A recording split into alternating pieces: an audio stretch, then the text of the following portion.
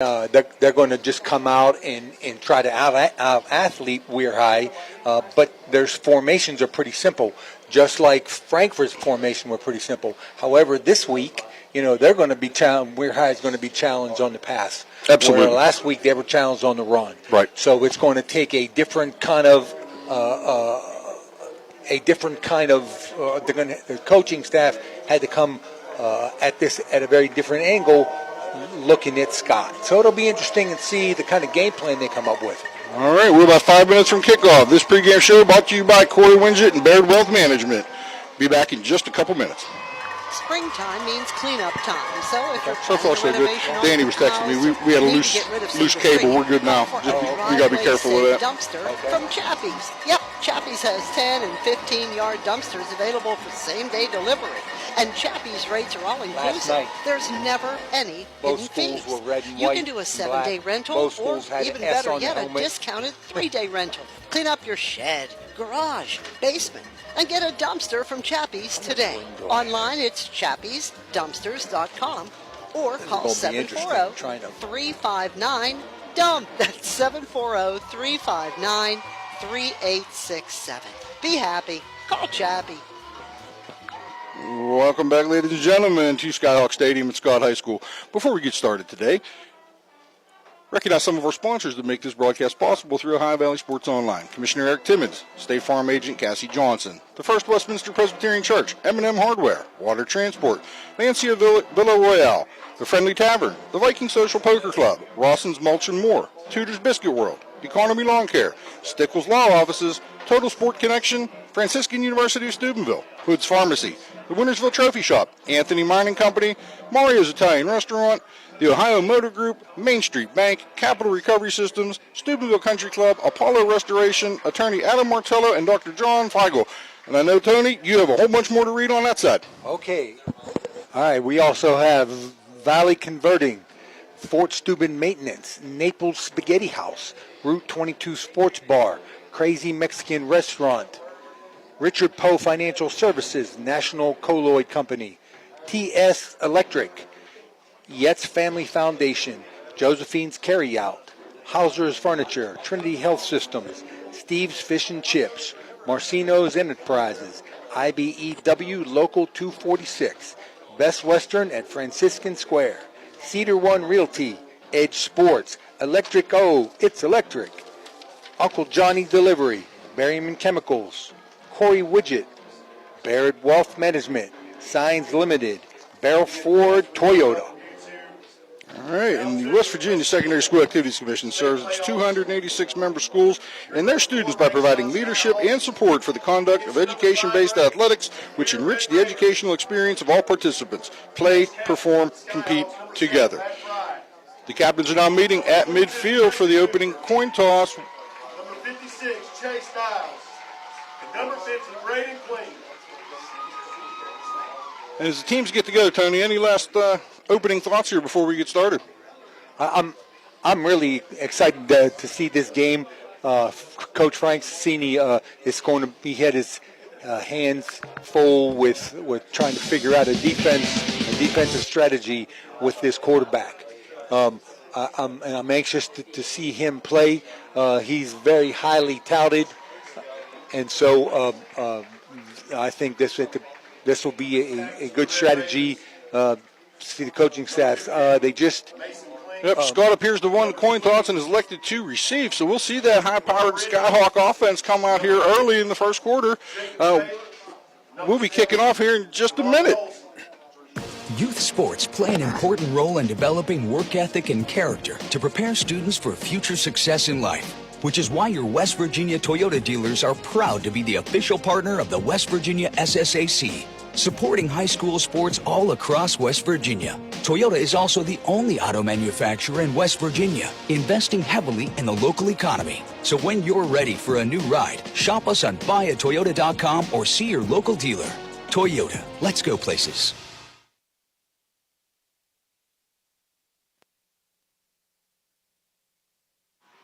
All right, ladies and gentlemen, welcome back to Madison, West Virginia, Skyhawk Stadium. Opening kickoff just seconds away. beautiful fall day for football here, Tony. You couldn't ask for better weather. I know I drove down this way last night. You were at Big Red up at New Philly last night. Poured down rain the entire time. I was a little worried that it wasn't going to get out of the area in time, but things have cleared up. It is a beautiful sunshine-filled day, a little chill in the air, and we are all set to go. Perfect football weather, Sean. Oh, there's no doubt. These are the days we dreamed of as coaches. But and I think it's going to favor the Hawkeye. It's going to favor Scott's. Sorry, absolutely. And without being able to throw the ball, yeah, absolutely. Throwing the ball.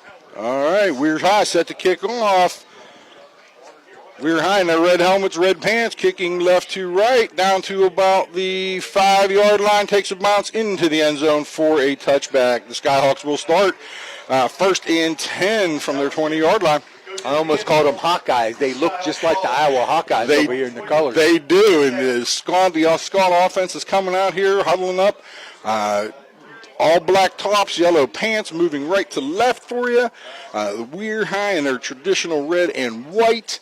Again, just a great day to be down here for a second-round football playoff game between Scott and Weir.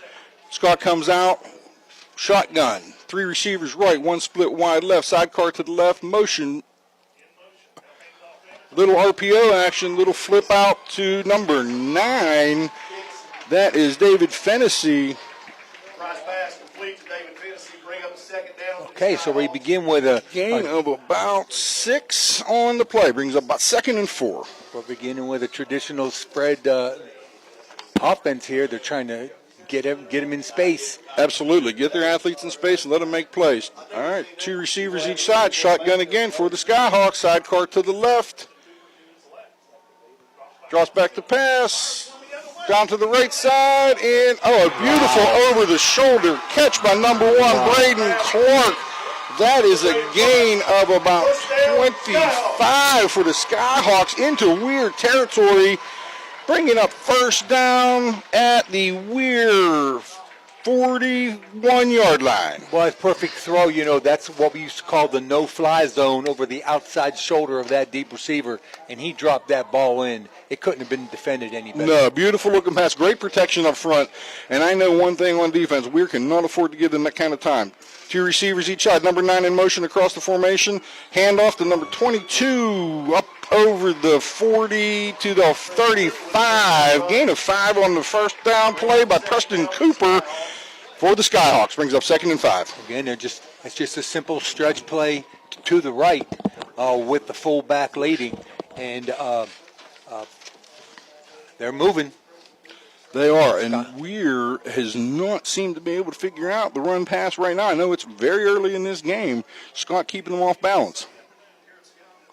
Skyhawks come out. Looks like 3 receivers to the field this time from the right hash.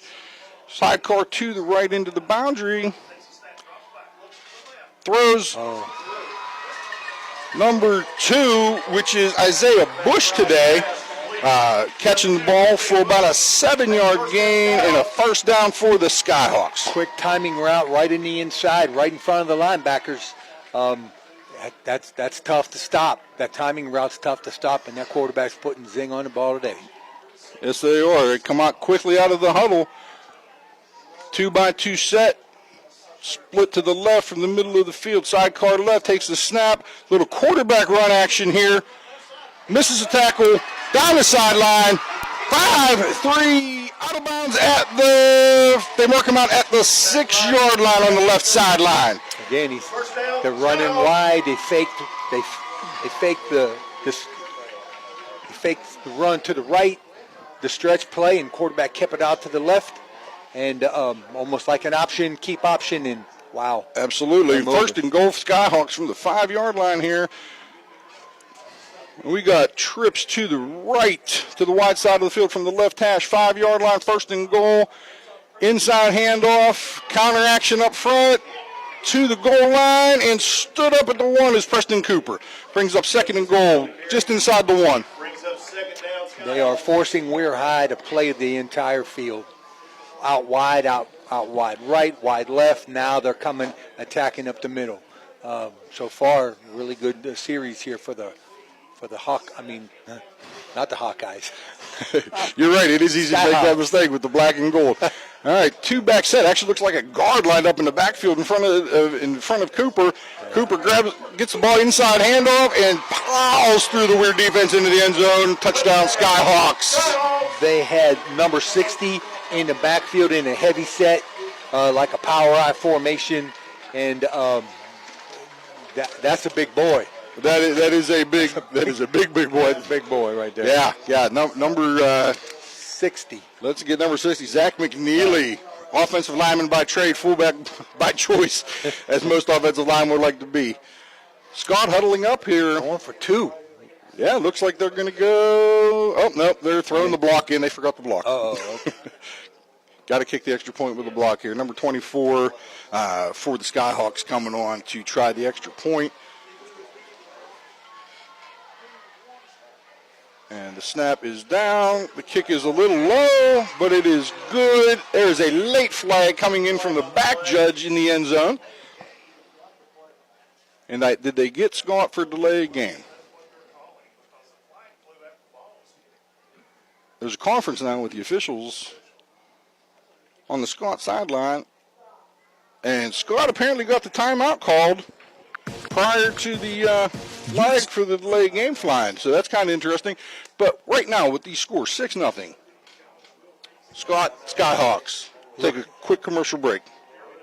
Sports. Thanks. The crew at Ohio Valley Sports Online so- appreciates our sponsors like the Target Shop. The Target Shop has all your fall sports gear. Shop local and get all your school spirit gear, fan wear, and everyday apparel. Support your locally owned shop. The Target Shop offers new designs weekly. Stop in soon.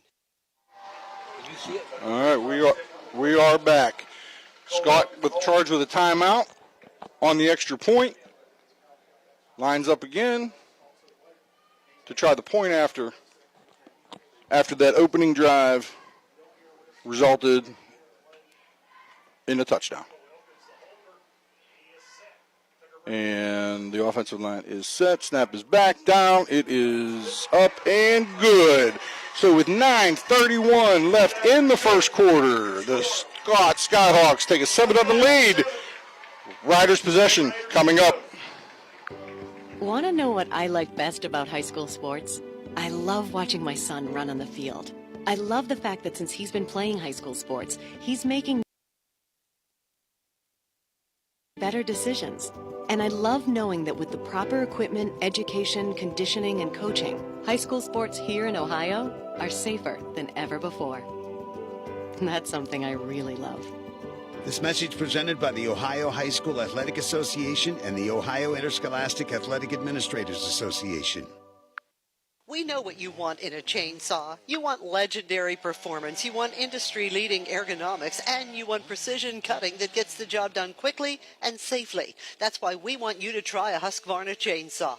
With air injection, low vibration handles, and powerful X-Torque engines, Husqvarna chainsaws are trusted by professionals around the world. If you want to take down a tree or clear a forest, you'll want a Husqvarna chainsaw. It's what precision cutting is all about. Visit M&M True Value Hardware on Sunset Boulevard in Steubenville today. Ladies and gentlemen, we are back here, Skyhawk Stadium. Scott up 7-0, 9:31 to go, first quarter. Trying to see who's back. Devin Colson back for the Riders. A little bit of a pooch kick. Grabbed by the Riders. Oh, he breaks loose. There he goes. Up over the 50 One to the got 40. Tracked down at the Scott 32-yard line. Number 8, Jacob Taylor. Boy, Weir Riders needed that as a shot in the arm. That they got great field position, and it looks like someone's down on the field. Someone's hurt. There is somebody down for the Riders, and that is Jacob Taylor. Wide receiver DB, number 8 for the Riders. Training staff out to assist him, and we'll be back after this quick message. Are you looking for a fun and exciting way to spend time with your friends and family? Look no further than Toronto Lanes. Our state-of-the-art bowling alley is the perfect place to bowl a few games, enjoy some delicious food, and make memories that will last a lifetime. The staff is always friendly and helpful, and the lanes are always in great condition. Plus, the food is amazing. Whether you're a seasoned bowler or just looking for a fun night out, Toronto Lanes has everything you need. We offer leagues for all ages and skill levels, as well as open bowling and cosmic bowling on the weekends. The atmosphere is fun and welcoming, and the prices are unbeatable. So, what are you waiting for? Grab your friends and head to Toronto Lanes today. Toronto Lanes, where the fun never stops.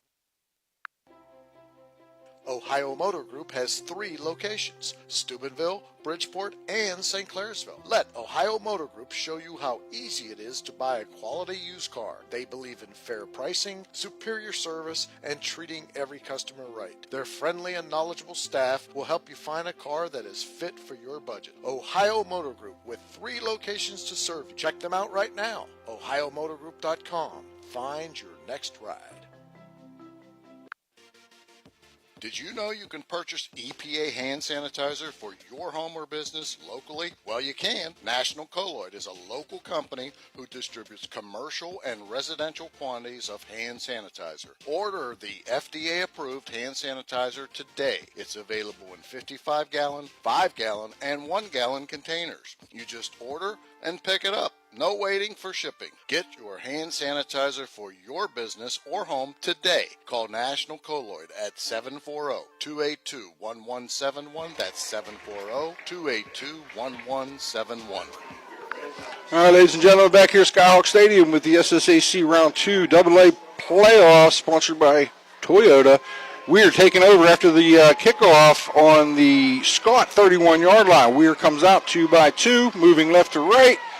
Motion across, quick toss out. Oh, looking for a halfback option. Oh, Colson, just underthrown. boy, Just underthrown. I believe that was that Corey Lyons looking to throw the ball there, number 1. I didn't see that. I thought it was number 20. The ball came out. It was hard to see where we're at in the press. We got a little bit of a brick wall in front of us. But, yeah, quick toss, a little halfback pass there. Ball came out like a duck. 2nd and 10 now. And not a healthy one. Weir comes out, shotgun, sidecar to the right, 2 receivers each side. Takes the snap. Wow. Oh, and the Scott defense all over. Looked like a little counteraction up front for the Riders, but the Scott defense not fooled at all. Loss of 5 on the play. Looked like a miscommunication there. The linemen were pulling to the right, and the running back ran to the left, and there was, of course, nobody blocking over there. So, yeah, that's a big loss there for the Weir Red Riders. So, first 2. Oh, we got a sideline warning. Yep, Scott High School with a sideline warning, first of the game. So we're going to bring up 3rd and about 15 here for the Riders with 9:03 to go on a running clock. It's going to be important for Weir not to stay one-dimensional, see if they can throw the ball. Of course, now they know they have to throw. 3 receivers to the left, pistol formation in the backfield. Snap to Strohmeyer, pitch, option pitch. Out to the left, Corey Lyons, short gain, brings up 4th and 10 for the Riders. Wow, not a good start for the Riders. No, not at all. But I would, at this point, Tony, I would think we're in 4-down territory early in the game. Yeah, absolutely. I agree with you, Sean. And we are, and they're going to go, and they're going for it. From the left hash, 2 receivers wide, each side. Shotgun, sidecar left. Strohmeyer calling the signal, looking over the defense. Takes the snap, sets up the pass, short drop back. Oh, and it's intercepted. Skyhawks with the pick on 4th and 10 with a short return. I believe that was number 54, Caden Mills for the Skyhawks. Huge mistake by the Riders early in this game. The Skyhawks will get their 2nd possession starting at their 32-yard line. So Skyhawks will run a cover 2 look, of course, expecting the pass. And Strohmeyer, I think he felt so bad he went out and made the tackle after he threw that ball. He absolutely did. And you hate to see quarterbacks make mistakes, but you like to see quarterbacks making tackles. 2-by-2 set for the Skyhawks, shotgun formation. And a timeout called by... Wow. I didn't see who called that timeout. Was that a Weir timeout? I believe it was Weir High because they were short. That was late getting the guy on the field. They weren't lined up correctly. and they were short personnel, so they called timeout to try to get their stuff together. They were. A little bit rattled right now. A little bit. And we'll be back right after this Mario's Restaurant timeout. Looking for a great meal? Stop in Mario's Italian Restaurant and Lounge and DeCarlo's Pizza, located at 3806 Main Street in Weir. Proudly serving the tri-state area for over 60 years. Family owned and operated, serving salads, sandwiches, pasta, and pizza 7 days a week. Call Danny at 304-748-1179 or visit them at mariosrestaurantandlounge.com. Good luck to all area teams from Mario's Italian Restaurant and Lounge. All right, ladies and gentlemen, 8:37 after the timeout to go in this first quarter. Scott with their second possession of the game, taking over at their 32-yard line after the fourth down interception. Scott with a 7-0 lead, looking to build upon that. I'm not sure what the hold-up is here. Are we subject to a media timeout there? Was that what was going on? Ball set. Here we go. All right, 2-by-2 for the Skyhawks. Shotgun, back to the left. Drop back to pass, throws it long down the sideline. Oh, and a beautiful basket catch by the Skyhawks down to the Weir 37-yard line. And that is Isaiah Bush wearing number 2 today. That was a quarterback, Malachi Stromo. He was in press coverage, and he just outran him. Absolutely. And once again, the quarterback put the ball in a great spot. Right on the button. Left hash for the Skyhawks, out of the huddle quickly. 2-by-2 set, sidecar left from the left hash. Yeah. More counter action up front. 2 linemen out in front. So Weir High trying to press into the boundary, and you got a flag. Yep, Preston Cooper on the carry there for a short gain, but a flag on the play. Indication from the Skyhawks appears that it's going to be a hold. And let's see what Weir's going to want to do here. My guess would be they'll take this penalty and move him back 10.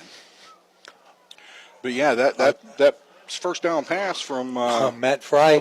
He is everything as advertised. That boy, he drops the ball on that vertical route right over the outside shoulder, and it's indefendable. It is, especially if you get a step on the defender.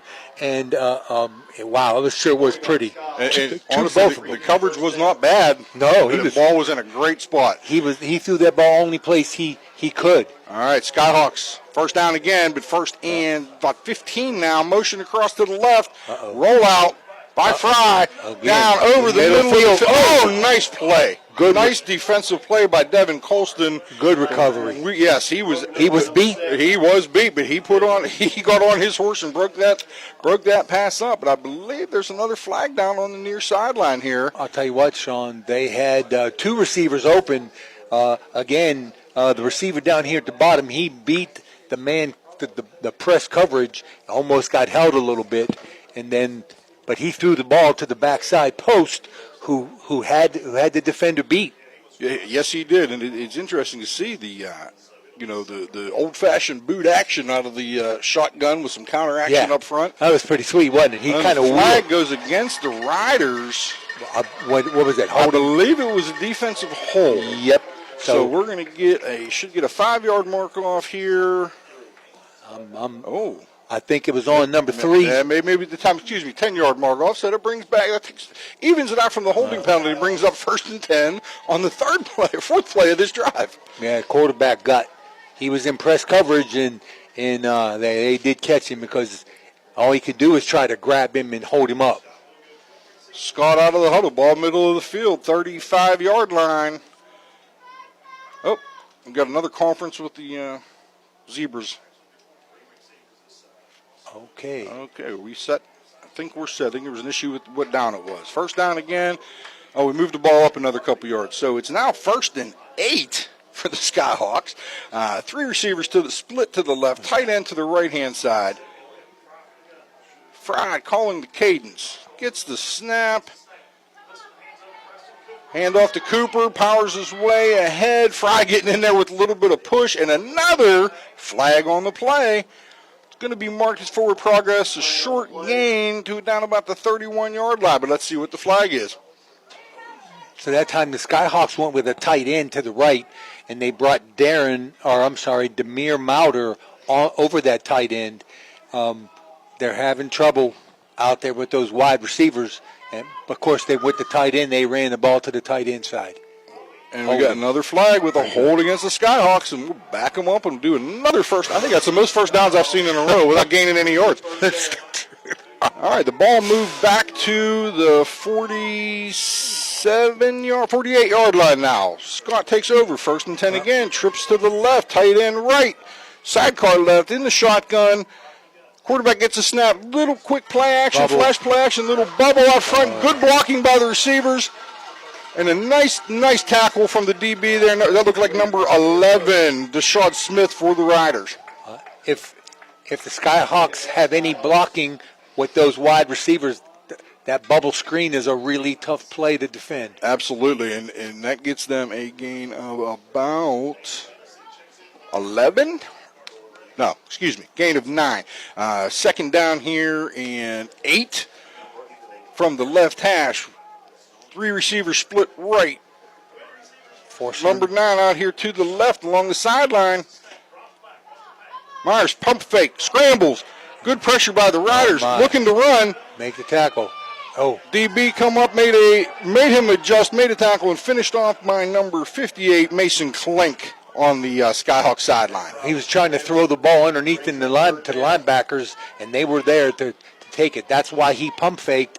And then by the time he looked for the deep ball, he had some pressure. So kudos to the Red Riders to closing him down. He's a scrambler now. Oh, he's very agile. He's impressed me with his arm and his legs so far in this game. Skyhawks in the huddle, 7 minutes to go. Brings up about a 3rd down and a short 5, long 4. Skyhawks send 3 receivers to the right, 1 to the left, sidecar right in the shotgun. With Matt Fry looking over the defense, motion back to the left here. Jet fake, roll out to the left, scramble again. Good pressure by the Weir front line. Sidearms into the end zone, and he dropped it. He's short. Oh, the ball was just a little underthrown. Sure was. He had to. If he throws it to the corner, that was scramble drill right there, Coach. That was the backside receiver saw the quarterback in trouble, broke across the field, and Fry did everything in his power to get him that ball. And if he could have stepped into the throw, that would have been a touchdown. I agree with you, Sean. He came all the way across the field, and he found a spot in that backside corner of the end zone. Big play for the Riders on defense here. 4th and 4 from the 30-yard line. Left hash. 2 receivers each side. I got the H back to the top. Fry back in the shotgun. Back to doubles. Sidecar left. Snap, little counter action. He threw it right in. He dropped onto a sidearm throw, and he threw it right into the back of his line.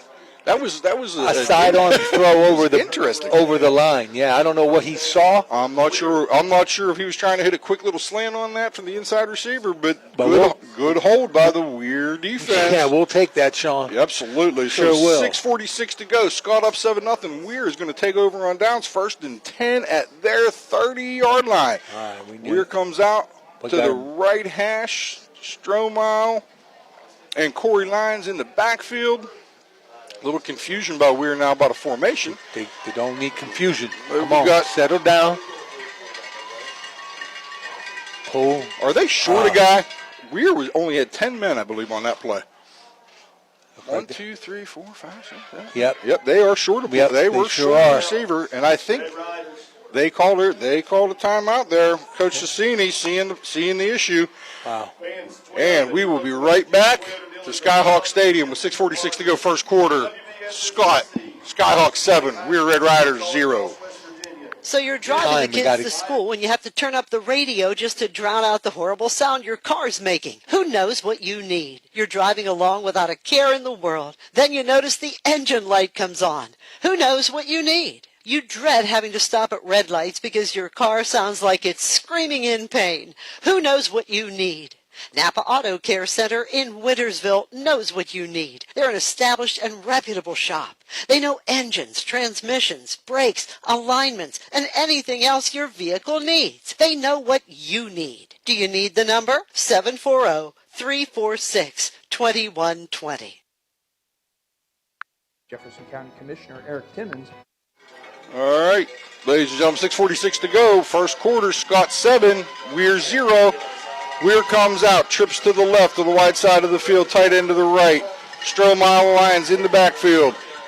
Strohmeyer with the snap, hand off the Lions, and a huge defensive stomp there for the Skyhawks. Number 74, Daniel Holston, coming through the line almost untouched for a short loss. They're going to give him a short gain, a gain of about half a yard, maybe one. Offensive line coming off the ball, but the Skyhawk defensive line is some big boys up there, and they're trying to get it just a straight push, and that doesn't look real good.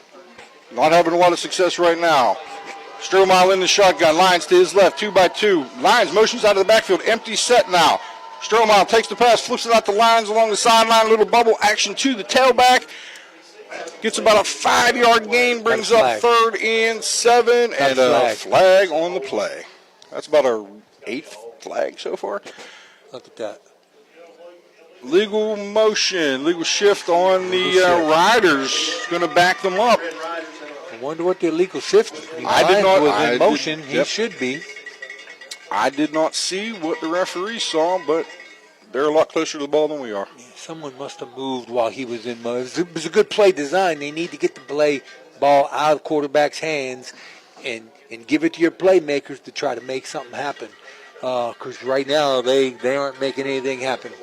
And I'm thinking I heard somebody say one of the outside receivers did flinch a little when the back went in motion. So here we are, 2nd down, 6 minutes to go on the running clock. 2 receivers each side for the Riders. Strohmeyer in the shotgun. Sidecar left is Lions. Quarterback counter action. And stuffed in the middle. And a gain of maybe 2. It's going to bring up 3rd and long for the Riders. There wasn't much of a fake. The Lions, he faked the ball to the Lions going to the right, and quarterback kept it out. They pulled guard and tackle from the right side to the left. And but I don't think he faked it well enough, and the Hawkeyes were having none of it. No, for one, I know that when you talk about making a good enough fake there, the ball was not hidden at all. Did not keep any attention on the back there early in that play. Riders break the huddle, 5:12 to go, running clock, first quarter. Once again, 2 receivers each side, shotgun for Strohmeyer, Lions to his right. Calling the signals, looking at the defense, takes the snap, and a flag on the play. Wow. Well, for as clean a game as we saw last week, and we got a delay game against the Riders. Weir and Scott both today have not done themselves any favors as far as taking the penalties. Sean Weirton is struggling to get something going. Yeah. And I think it's showing with when you have a delay game penalty like that. I think they're rattled, and that they just need to settle down. It's early in the game, and they got to put a drive together. Absolutely. Shotgun formation, 2 receivers each side. Ball middle of the field on 3rd and long. Strohmeyer. Tipped, I think, just tipped by Carter McClung, the corner on the defense, looking for Devin Colson down the near sideline. They tried to run a wheel route. Say that 2 times fast. Wheel route with the outside 2 receivers. Inside guy did a curl. Outside guy went up the sidelines. But again, the Skyhawks were on it. The DB saw it. They switched. The 2 DB switched, and they covered it pretty well. We're coming out to punt here. Fennessy back for the Skyhawks. Howard punting for the Riders.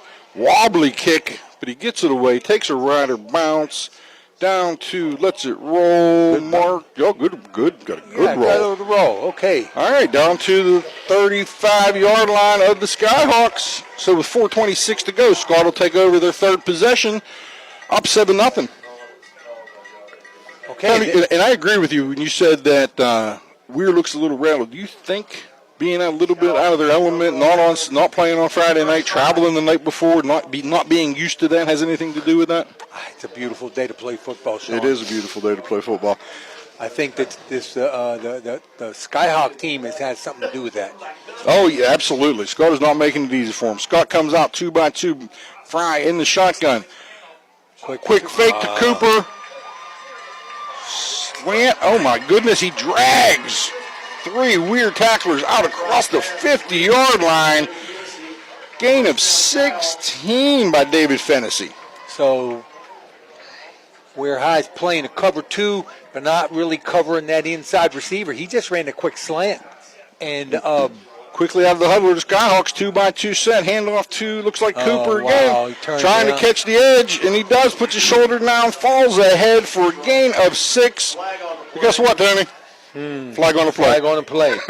So outside linebacker Robert Schubel got his shoulders turned, and they just bumped it outside.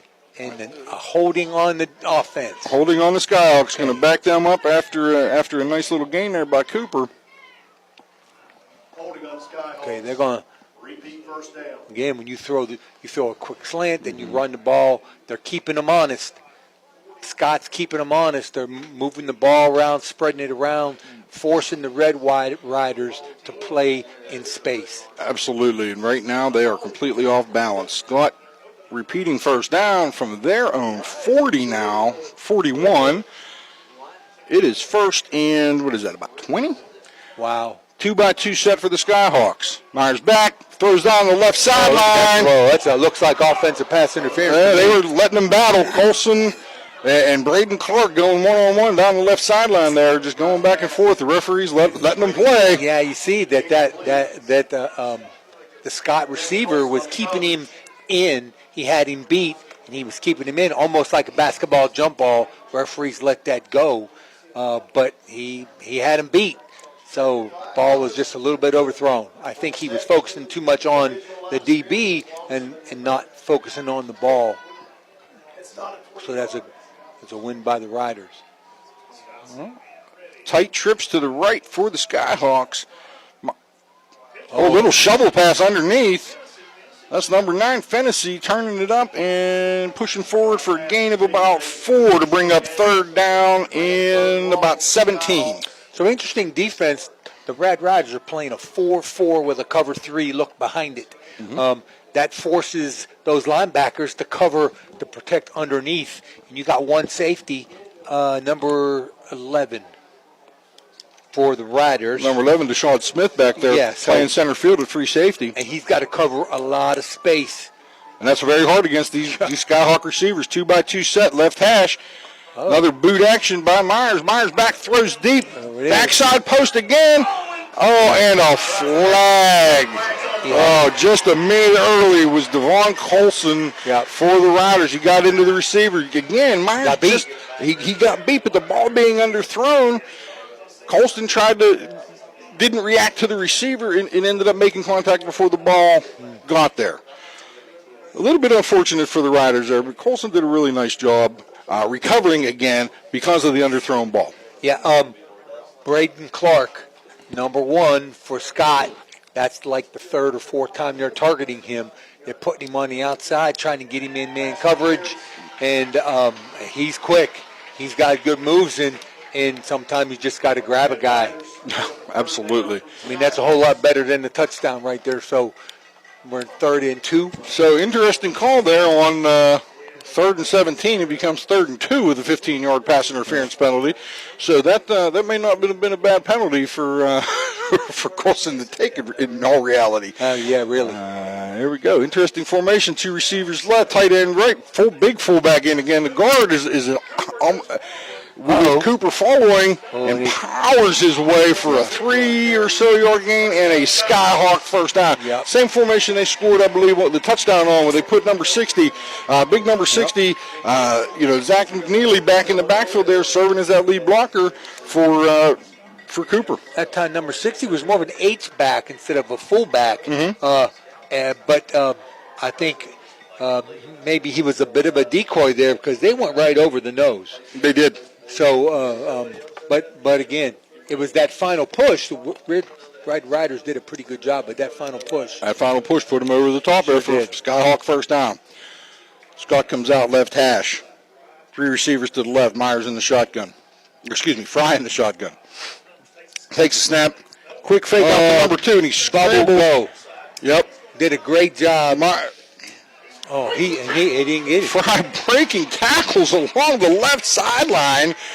Marked out of bounds right around the 24-yard line. So if I can describe that play for you in a second, it's called a bubble go. There was twin receivers to the right.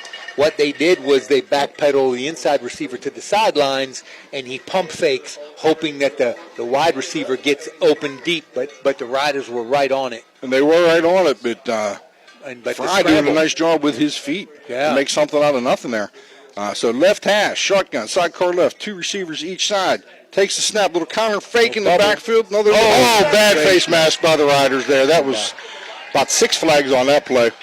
Sometimes the hand gets in there, and you even as a defender, you're like, wow, why did I do that? Yeah, that was a handful, a fistful of face mask there. Sure was, and that was Demar Mauer. How do you pronounce that? I believe that's Mauder. Demir Mauder. Demir Mauder. Yep, okay. Demir Mauder on David Fennessy for the Skyhawks, and a nice catch. It was a nice run, nice play by defense. Has got to keep the hands down out of the face. Yeah, so that was a quick throw underneath. That was that bubble. Mm-hmm. That was that bubble screen. He just backpedals to the sidelines. They threw it quick, but Mauder was on it and got the hand in the wrong spot. So we got the personal foul, face mask, 15-yard penalty. Takes us down with a Scott first down inside the 15 at the 13 with 1:42 to go. Scott still leading 7-0 here. Two receivers left, one right, counter action in the backfield. Cooper looking for a hole in the middle. Nice reaction by the second level of that Rider defense, holding that gain to about 2.5 yards there on first down. So they ran a stretch play to the right, but they pulled both backside guard and tackle, so it looked like a counter. And I think the quarterback's got his eye to going out the back gate. Yeah, they may be looking to set up a read or something on that when we'll see Fry sees an opening. Yeah, we'll see what happens here. Number 12 checking in, Caden Sutphin in the backfield for the Skyhawks now. Fry taking the snap fake. There's the quarterback counter. There it is. Think he had a little bit of a hole up in the middle, but he took it outside and got down to about the 5.5, 6 yard line. So that's basically the same. It's basically the same backfield action, only they stretch into the right, only they don't pull guard and tackle, and which allows the quarterback to get out the backside, and that's exactly what they tried to do. But the Riders were there to put a stop on that, and I believe it was number. I didn't see a number on the defender there. Yeah, it was backside defensive end, number 10. 30 seconds to go. Running clock, first quarter. Scott 7, Weir 0. Fry in the shotgun. Two receivers left, one to the right. Looking over the defense. A little bit of movement on the defensive side. Inside, handoff, number 12. Caden Sutphin in for the Skyhawk touchdown. From the spread, just a simple dive. Yeah, it just looked like an little inside zone, maybe inside that power play, but did a nice job picking his way through the Weir defense for the touchdown. I believe it was an inside zone, which is very effective when you have to play space. When you have to stay spread, you have to honor the quarterback. And great vision by Sutphin there, hitting his mark, and you see in that cutback lane to get himself into the end zone. Wow.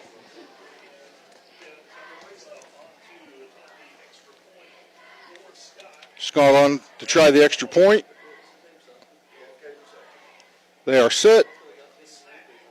The snap. Hold is down. Kick is up and good.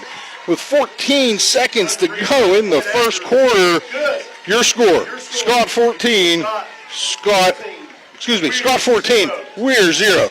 We'll be right back.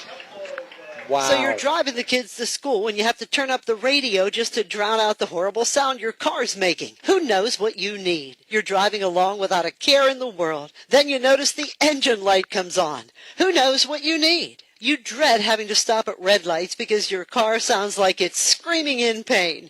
Who knows what you need? Napa Auto Care Center in Wintersville knows what you need. They're an established and reputable shop.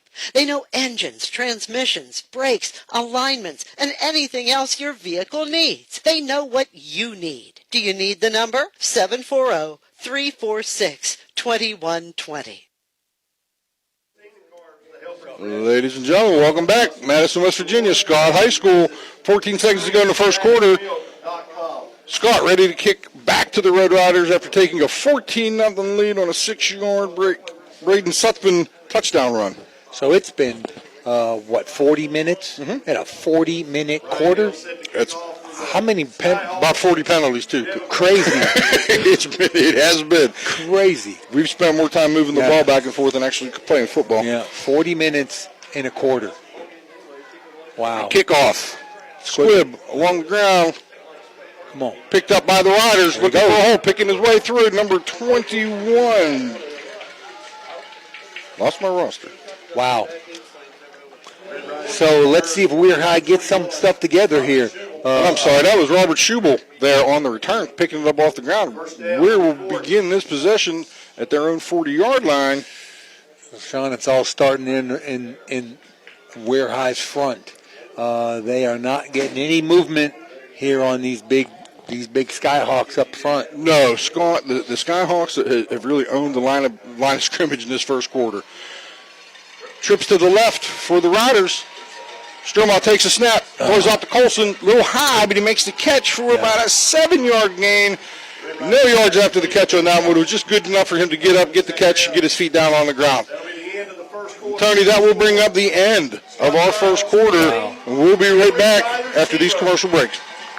There's a good chance if you're from the Ohio Valley, you'll remember Brad Pavlik from his days as a Crusader at Catholic Central High School. And his name will bring back some great memories. These days, Brad's a big supporter of all area local high school teams. Well, here's a reminder that Brad now manages Barrel Toyota and Barrel Ford. And he'll be glad to see you, whether you're looking for a car or just dropping by to say hello. A hometown favorite at two great hometown stores. Get a hometown deal from Brad Pavlik at Barrel Toyota in Cranberry Township and Barrel Ford in Zelienople. Looking for the perfect spot to catch the game? Head on over to Route 22 Sports Bar in Weirton. We're not just a sports bar. We're the benchmark for sports bars in the Ohio Valley and Pittsburgh area.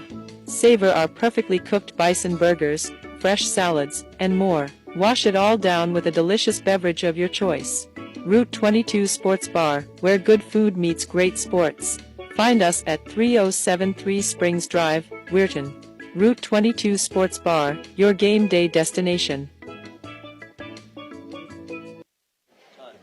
Tell time. Welcome back, ladies and gentlemen. Starting our second quarter here in Madison, West Virginia. Scott Skyhawks 14, Weir Red Riders 0. That first quarter brought to you by Basil Sports Bar. Second quarter today brought to you by Thrifty Hertz Rentals. Weir, second down and 3, moving now right to the left. 2 receivers each side, Strohmeyer in the shotgun. Lyons is a sidecar. Counter action up front. Lyons picking his way through, and a gain of 3. Looks just enough for the first down, just across the 50-yard line. Okay, we got a first down with the Red Riders. I'll tell you what, folks, the line of scrimmage is right behind a 16-inch cinder block column in between these two, in between the windows, and it's very difficult. It's very difficult to sleep back here, but we're doing all right. Okay, we got a first down. Yes, it is. First down right at the 50-yard line. Let's put a few together now. Ball right in the middle of that big logo at the 50. Pistol formation. Strohmeyer in the shotgun, in the pistol. Lyons behind. Quick toss, 2 lines, picking his way. Nice job setting the edge by the Skyhawks. There's nowhere to go. All 9, 10 of those Skyhawk defenders rallying to the ball. Number 51. No gain. He just forced his will on that running back, and they couldn't get the edge. Yeah, number 51, Dalton Milam for the Skyhawks.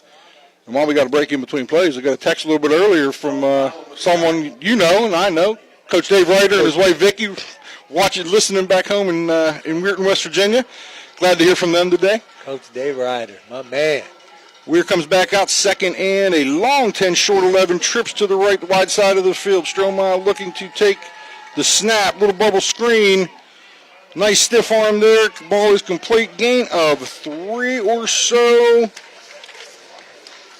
I'll never forget. That was complete out there to Demir Mauder. I'll never forget Dave Ryder, my first day of class, my freshman year. He says my name is spelled Reitter. Do not misspell it. he told our class, and ever since I was like, oh. Well, if it's any consolation, when I started there in 2012, I think he told the same story. So, ball on the Skyhawk 49, third and a long 9 for the Riders. 2-back set now, 2 receivers to the right, one wide to the left. Little boot action by Strohmeyer. He stops playing left-handed, gets the drag across the field. That is number 7, Devon Colston. It looked like a horse collar tackle. It did look like a horse collar tackle, but they mark him out of bounds. I don't see a flag down, but it's hard to see with all the yellow from the Skyhawk sideline there. Marking on the 25-yard line. It's a nice gain. It's going to be first and 10. Riders at the 26. Nice patience by Strohmeyer there, waiting for that backside drag to come across. Very good, and the Riders are rolling. And that's really been, outside of that kickoff, the only biggest play for them today. 3 receivers to the right. Strohmeyer in the shotgun. Sidecar lines to the left. Takes the snap. Counter action up front. Handoff the line. No, fake handoff the lines. Kept by Strohmeyer. Did not fool anybody on that Skyhawk defense. Thrown for a loss of about 2. Going to be 2nd and 12 for the Riders. Number 34. 34, Mason Brown. What they're trying to do, they're running the stretch play, and Strohmeyer's trying to come out the back door, but number 32, he's staying tight and keeping the quarterback in. Yeah, Carter McClung, Mason Brown doing a nice job on that Skyhawk defense. That's what shuts down that stretch play. So 2nd and 12 here, 2-by-2 set for the Riders. Left hash, motion across. That's Colston. Little pop pass, shovel pass to Colston coming across, makes a man miss, gets up over the 25 to the 24-yard line, brings up 3rd down and about 7. That's a jet sweep. Again, so what they're trying to do, they're going to force Scott to play the whole field. And they can start using their speed and making Scott spread out a little bit, which is a good plan. Weir breaks the huddle with 8:57 to go on the running clock here, 2nd quarter. 3 receivers to the wide side, to their left. Sidecar also left. Strohmeyer calling the signals, rolls to his left.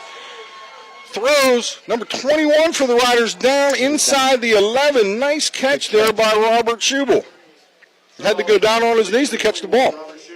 So it looked to me that Scott was anticipating a rollout, the secondary roll to the wide side of the field. I think maybe that was dictated by the Weir high coverage, because quarterback, he did roll to his left. He absolutely did. Made a nice play. And I think Schubel did a nice job finding that weak spot in that zone and just sitting down, being patient, waiting for that ball to come. In the Guida Law Office's red zone now, the Riders pistol formation. Strohmeyer with Lions behind him, 2 receivers each side. Straight handoff, 2 Lions, and again thrown for a 1-yard loss there by that Skyhawk front 4. The Skyhawk is really shutting down the middle of the field. They got to get Lions outside. They got to find some way to get some production out of Lions. 8 minutes to go now into the half. And to be very honest, the Weir does not get points on this drive. It's going to be very interesting to see how they respond in the second half. Now they do get the ball in the second half, so if they can close the half out, of course it's 7 minutes to go, but we need to get some points on the board. 3 receivers to the left. Strohmeyer rolling to his right. Picked off. Great coverage by the Skyhawks. Got some blockers out in front. Still fighting. Coming out over about the 15-yard line. Costly turnover for the Riders. So that was an out route over to the roll outside.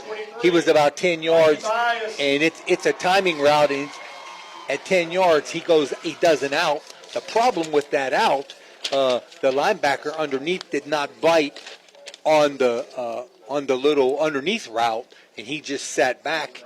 And when he came out of when the quarterback came out of the roll, he threw looking for the 6. The backer just stepped back and stepped right underneath the ball. They didn't need that to happen, Sean. No, they did not. And unfortunately, we have an injured Skyhawk down. We'll take this opportunity to take a quick commercial break. There's nothing like the sound of a ball solidly hit off a wooden bat. At the Swearingen Bat Company, all bats are handcrafted for you. Their focus is on a player's specific needs. The perfect balance with a perfect handle should be a smooth extension to the batter. Visit the Swearingen Bat Company online at swearingenbaseball.com or look them up on Facebook. Get that perfect quality wooden bat handcrafted locally just for you. There are plenty of models for all levels of play, and they also make great gifts for your special player. You can even choose your own design right down to the specific color. Make sure you visit the Swearingen Bat Company today. Premium quality custom wooden bats, locally made. The Swearingen Bat Company is a proud sponsor of this broadcast. The Steubenville Bakery has the best Italian bread and hard rolls in the Ohio Valley. They're open Wednesday, Friday, and Sunday. It's been a tradition since 1937. They are located at 525 South Street. That's Steubenville Bakery, the best Italian bread and hard rolls in the Ohio Valley.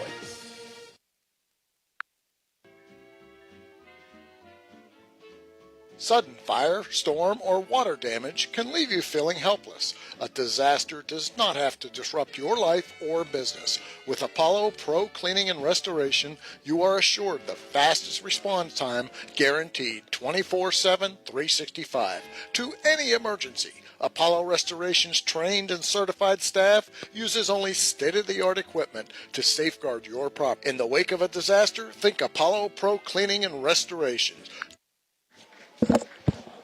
All right, welcome back. Skyhawk Stadium, Madison, West Virginia, second round WVSSAC playoffs.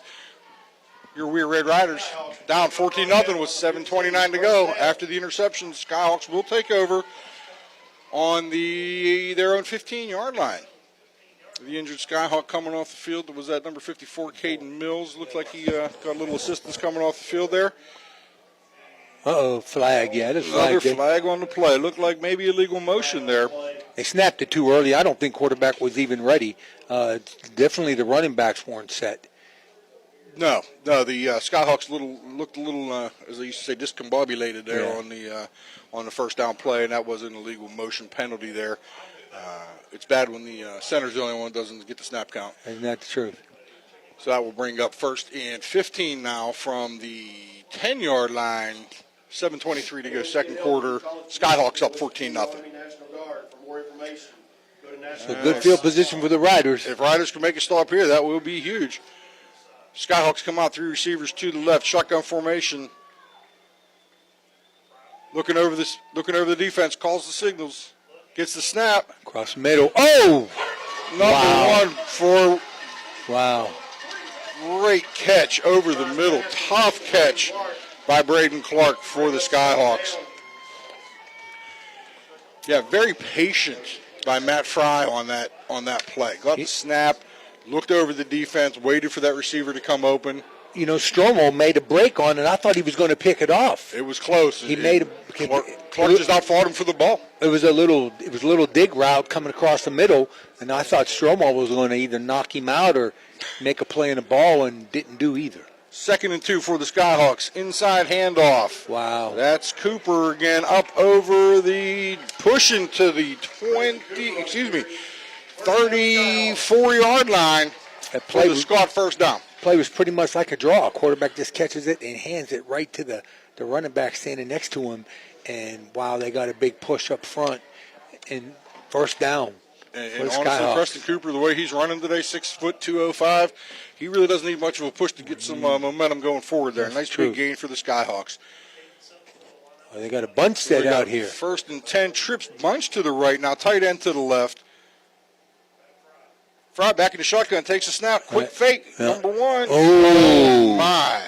That Braden Clark with just a drop out on the wide side to the right there, and he had some space to work. He did. I think he tried to run before he caught it there. Yes. So they're in the bunch set, right? And all they did was they brought Clark underneath behind those 2 blockers, and you know when they're out there, they got all that space, and you got 3-on-3. All you got to do is make a couple blocks, and then Clark gets out in space, and that could have been really dangerous if he catches that ball. Oh yeah, you can't run before you catch it though. Scott comes back out, 2nd and 10. 3 receivers to the left, sidecar to the right, sidecar to the left, shotgun snap, bubble out here for the Skyhawks down the right sideline, breaking tackles. Is David Fennessy, and he has really been impressive so far in his first quarter. So, Sean, that's the same concept, only instead of going the bunch with 3, they went with 2 out there. And all you got to do is get 1 block, because the other safety, he's deep, and he doesn't want to get beat deep. So now you got all that space in between the receiver and with 1 block, and he went up the sidelines with a good first down. And just like Cooper in the backfield, Fennessy proven to be a really tough runner when he gets the ball in his hands on the outside. Skyhawks come out with their first down in Weir territory at the 44-yard line. 2 receivers each side, sidecar to the left in the shotgun. Weir is now in cover 2 set, taking a guy out of the box, and look what just happened. Another flag on the play. He's still going. He is still going, but I think it's coming back because I'm pretty sure there's going to be a hold on this play from the Skyhawks. Now, the Skyhawks are pointing at Weir. Weir's pointing at Scott, so I'm not sure. I'm not sure which way is this going. Let's see what the guy in the white hat has to say. So, holding. And we have a hold on the offense, so this will be coming back. So the Skyhawks, with throwing the ball out wide, they're forcing Weir High to go into a cover 2 set, which takes somebody out of the box, which is the line of scrimmage, and now they run the ball. That's right. So smart play calling by the Skyhawk coach. And while we got a minute here, Tony, I just got a text from Officer John White back home listening, wishing Coach Cassini and Coach Spencer good luck today. 3 receivers to the short side of the field for the Skyhawks. In the shotgun, takes a snap, looking to throw. Quick draw back down the sideline. Oh, my goodness. Braden Clark through his hands. Wow. That young man made a catch very similar to that early in the game. Yeah. Basically in the same place going the other way. Couldn't come up with that one. And again, a very, very precise pass by Matt Fry. Put him in the boundary, and so, but this time he wasn't one-on-one, but he still beat the coverage. He makes that catch. That's another touchdown. And there was nothing else to say there except that was a drop. Yeah, it sure was. He was open, and he would have still been running if he catches that ball. Sweet pass. 3 receivers into the boundary for the Skyhawks. Sidecar to the right. Fry takes a snap. Inside handoff. Cooper running hard. 40, 30, 25. Oh. Dragged down inside the 25 at just outside the 20-yard line. 1st and 10 Skyhawks. What a run by Preston Cooper. So you saw Braden Clark this time in the boundary, but he made a really good block on the defender, number 7,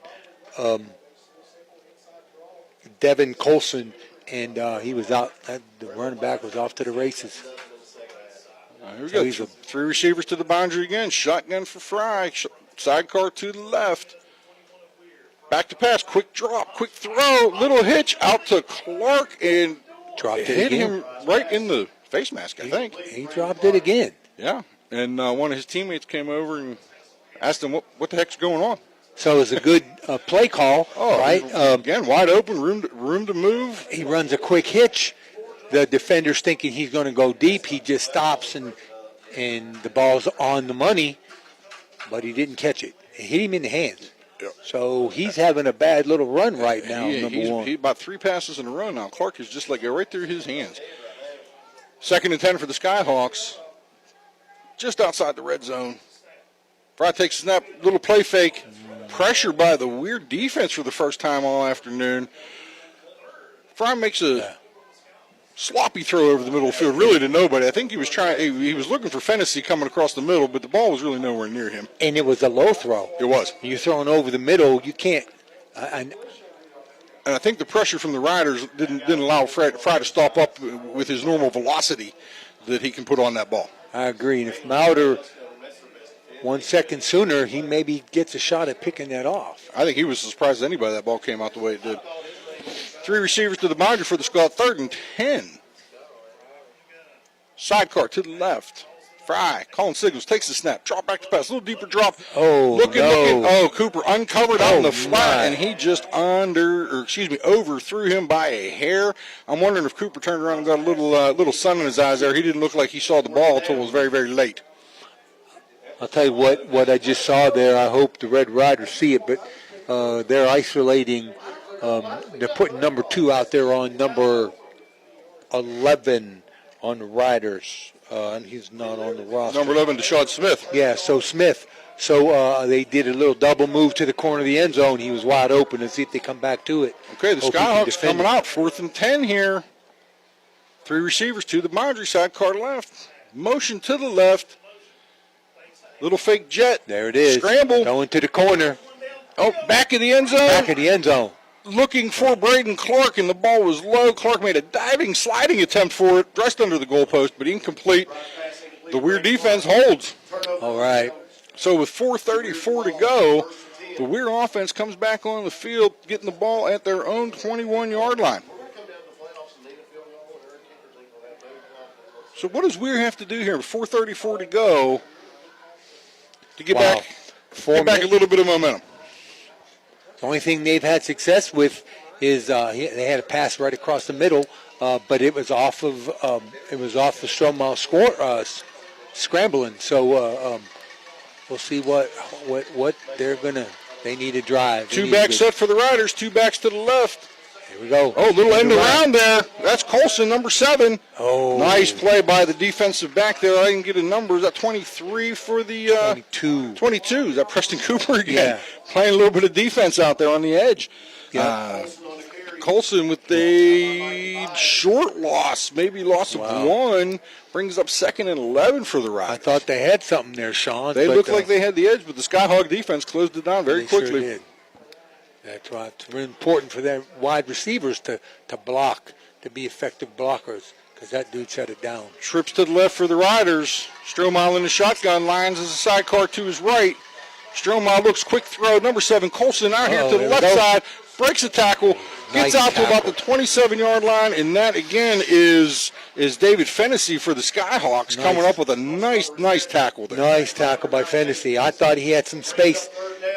He had some room. He made one guy miss with that little hook route, but Fennessy shut it down. Yeah. But if he misses that tackle, he's off to the races. He is, Coach. There's nobody left. All right, 3:24 to go on a running clock. Stromile coming back in from the sideline, getting the play. Weir on the left hash.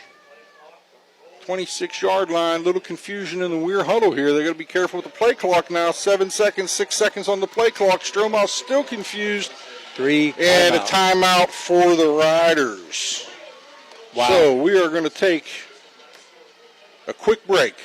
3:03 to go. First half. Skyhawks 14. Riders 0. Be back in a minute. There's nothing like the sound of a ball solidly hit off a wooden bat. At the Swearingen Bat Company, all bats are handcrafted for you. Their focus is on a player's specific needs. The perfect balance with a perfect handle should be a smooth extension to the batter. Visit the Swearingen Bat Company online at swearingenbaseball.com or look them up on Facebook. Get that perfect quality wooden bat handcrafted locally just for you. There are plenty of models for all levels of play, and they also make great gifts for your special player. You can even choose your own design right down to the specific color. Make sure you visit the Swearingen Bat Company today. Premium quality custom wooden bats. Ohio Valley Sports Online and the Franciscan University want to thank one of our proud Barron sponsors, Dr. John Figgle, MD. Thank you, Dr. Figgle, for sponsoring this broadcast. Welcome back, ladies and gentlemen. Skyhawk Stadium, Madison, West Virginia. Second round WVSSAC playoffs. The Weir Red Riders facing the 3rd and 5 from their left hash. Come out. 3 minutes to go. 3 minutes to go on a stop clock after the timeout. 3 receivers to the wide side. Stromile back to throw. Throws the ball deep. Uncovered. Oh, look at it. Oh, my goodness. No, great catch. Demir Mouter down the sideline for the Riders for the touchdown. Just as we were talking during the break, Tony, just what the Riders needed. With the And Huge wow. play. So, I think that was over Fennessy, who has actually been one of the standouts for the Skyhawks today. It certainly was. But Mauder went up, high pointed that ball, and was off to the races when his feet hit the ground. So it was almost like a bubble go. They ran the bubble screen underneath, but the Skyhawks did not bite on that. They actually had it defended pretty well. But he just Mauder made the catch, made the play, off to the races. Now, this is big, folks, because Weir High is going to get the ball second half. We were just talking, right? Absolutely. Just talking. And they needed something. They needed that spark. Needed a spark right before half, and this is textbook Red Riders. There you go. Howard on. Tried the extra point. The Riders are set. 25-second clock says 0, but I don't think it ran. But the kick is up and wow, good for the Riders. So with 2:51 to go in the first half, Scott Skyhawks 14, your Weir Red Riders 7. We'll be right back.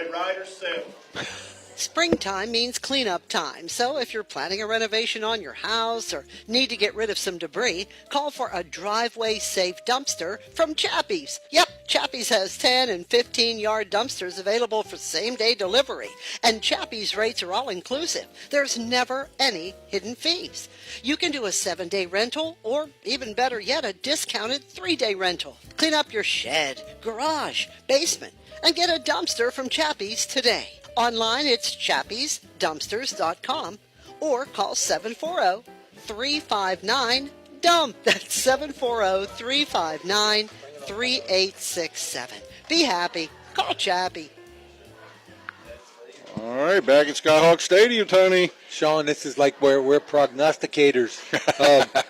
It's unbelievable. We just got done talking about that, and this is going to be really important. This is what Riders did to Frankfurt the first game. Absolutely. They were getting the ball the second half, so they scored right before the half.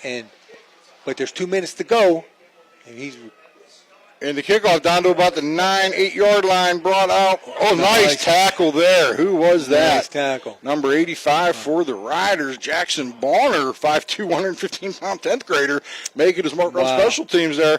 And again, that was Braden Clark for the Skyhawks on the return. It looked like he had a nice little hole. Yeah. And all of a sudden, Bonner came out of nowhere, snuck through that front line of the Skyhawks. 2:57 is a lot of time to play, especially if you're predominantly a pass offense. And as explosive as Scott has been early in this game, absolutely. Weir better be on their toes defensively. So if first and 10, they throw the ball, they're going to stop. If they stop the clock, Weir High have a chance to get the ball. First and 10 Skyhawks from about the 15-yard line. 2 receivers each side. Fry back in the shotgun. Calling the signals. Inside fake handoff. Nice slant, quick slant. Nice slant. Number 2, which is Isaiah Bush today. Isaiah Bush and Roman Stone flipping numbers today. Yeah, I was told that just before the game started. Didn't even get a chance to write it down there for you. Very good. Very good. Nice little slant, quick play, a little flash play action coming in the middle there. He's been open a lot. He has been. First down, Skyhawks up over the 26-yard line. Counter action, Preston Cooper. Getting behind his blockers. Dragging tacklers out to about the 39-yard line. Clark will stop on the first down. 2:22 to go. 2 big plays for the Skyhawks coming out from deep in their own end. So they throw the quick slant out to the left, and then they run the stretch play to the right again, trying to keep Weir off their toes. And they're doing a great job of that. Bunch trips to the boundary here on the right side. Shotgun again, inside fake. There's Clark with a catch, Braden Clark. With a tough little catch on the sideline here. I guess I should have said they're trying to keep them on their toes. They're keeping them guessing, that's for sure. Keeping us on second and 5, Braden Clark with a 5-yard quick hitch reception there. Trips to the boundary again. Fry, shotgun, sidecar left. Clock running, minute 50 Inside to go. handoff to Cooper. Two linemen pulling around. Oh, and he lowers his shoulder. Nice tackle there by number 21, Schubel for the Riders. Yeah. But Cooper gets out for the first down to the Weir 49-yard line. What you call getting beat slow. He ran right over top of him. But he made the tackle. So we got a minute and 37 seconds and running left there at midfield.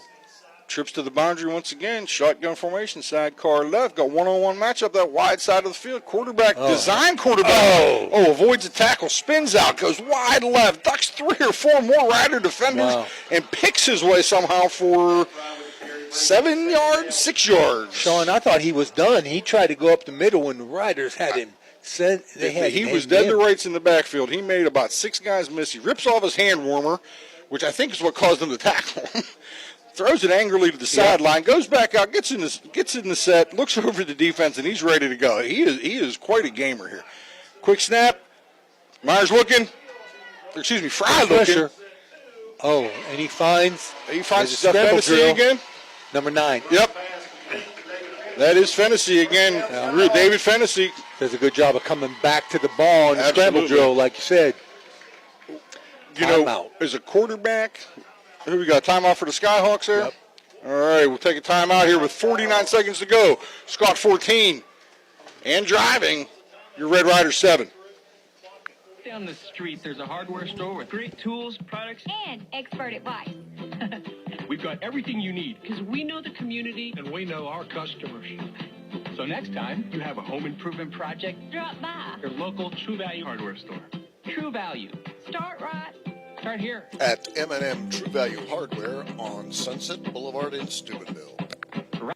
Guida Law Offices can ably represent your interests in real estate and business transactions, probate matters, and personal injury cases. Please visit Guida Law Offices' website at guidalawfirm.com or call them at 304-748-1213. Welcome back, ladies and gentlemen. That timeout brought to you by Mario's Italian Restaurant. Tony, 49 seconds to go. Scott up 7 and driving here on the 36-yard line of the Riders. I think Weir is going to be good just to get out of this at 14-7 and get the ball. So they need Trips to the right, there. into the boundary, sidecar left for Fry. Short motion coming in by Clark. Fry picked off by Colson.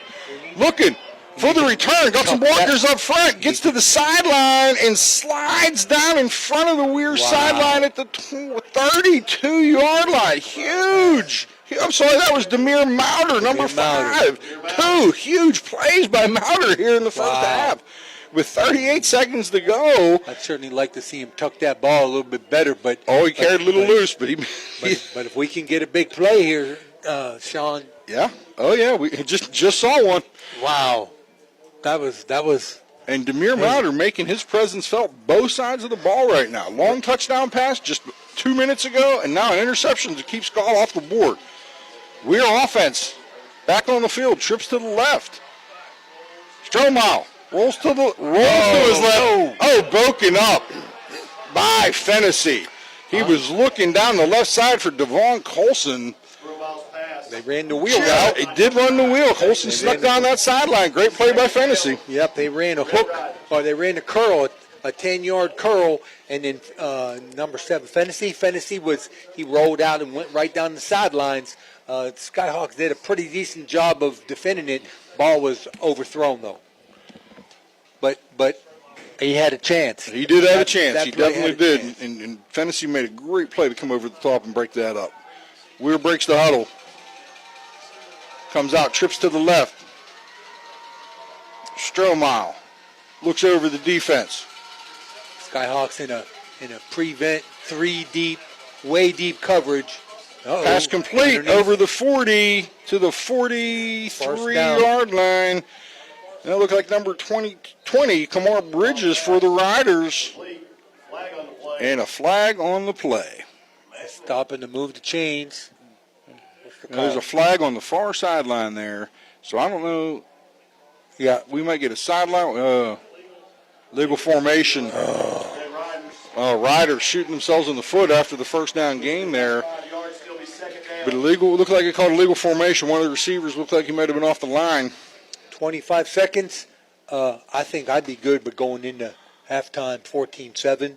I think I agree with you there, Tony. The way this first half is shaking out, you're going to get the ball coming out in the second half. Yep. Let's not make a mistake, and let's go regroup a little bit. I'm with you. That's what I would do. And they're coming out. Strohmile in the shotgun, trips to his left. Throw something down the field that can't be returned. Number 2, Dante Masters in the backfield with him. Strohmile with the keeper up to and just over the 30. And they're going to run it out. Brings up 3rd down, and I believe Coach Cassini's going to let the clock run out. So we have hit halftime. Wow. Scott Skyhawks 14, your Weir Red Riders 7. We'll be back in just a few minutes. Springtime means cleanup time, so if you're planning a renovation on your house or need to get rid of some debris, call for a driveway-safe dumpster from Chappie's. Yep, Chappie's has 10 and 15-yard dumpsters available for same-day delivery, and Chappie's rates are all-inclusive. There's never any hidden fees.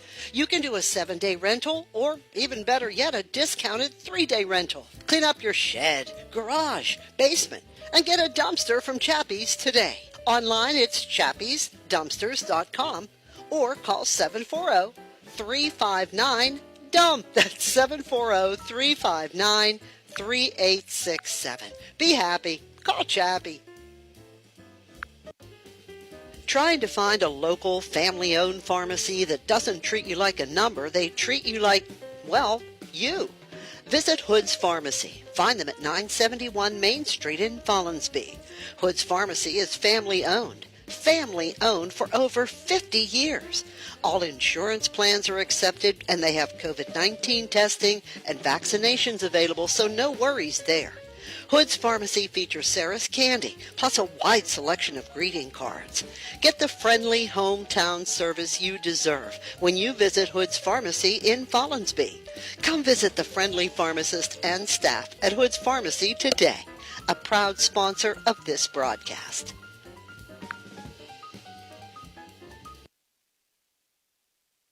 The Jefferson County General Health District provides public health services focused on community wellness, disease prevention, and protection where Jefferson County residents live, work, learn, and play. Jefferson County Health District, here to serve you.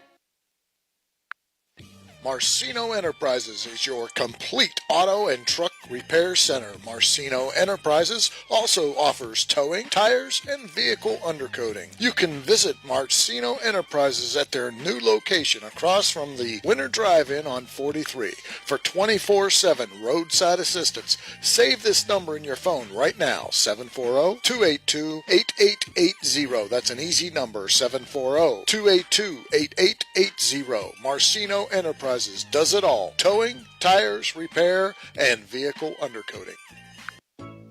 Looking for the perfect spot to catch the game? Head on over to Route 22 Sports Bar in Weirton.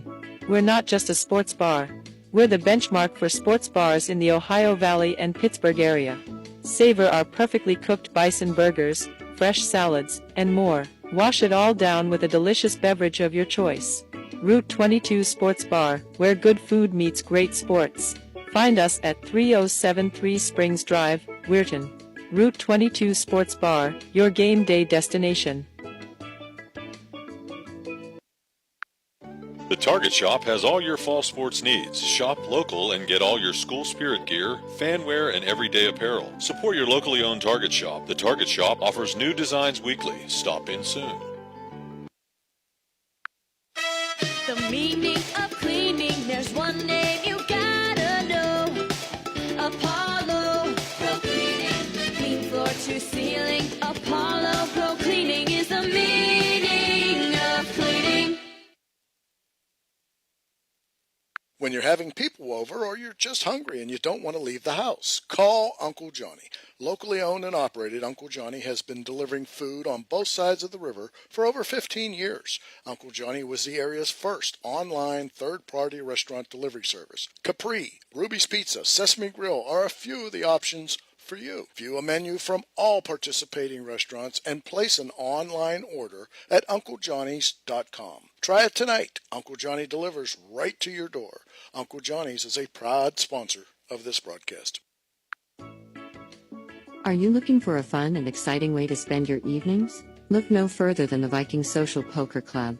We're the Ohio Valley's premier poker club, and we're open to the public every day. Come join us for our weekly tournament every Tuesday at 6 p.m. for just $45. You'll get 30,000 chips to start with, and the chance to win big. And don't keep this a secret. Let your friends know about the fun. So what are you waiting for? Come on down to the Viking Social Poker Club in Steubenville and see what all the fuss is about. We can't wait to see you there. You know, now's the time of year to reward your young athlete for a job well done. At the Wintersville Trophy Shop, they have all you need for your special athlete, like trophies, plaques, and ribbons for every sport. The Wintersville Trophy Shop, 756 Main Street in Wintersville, 740-266-6905. Call today.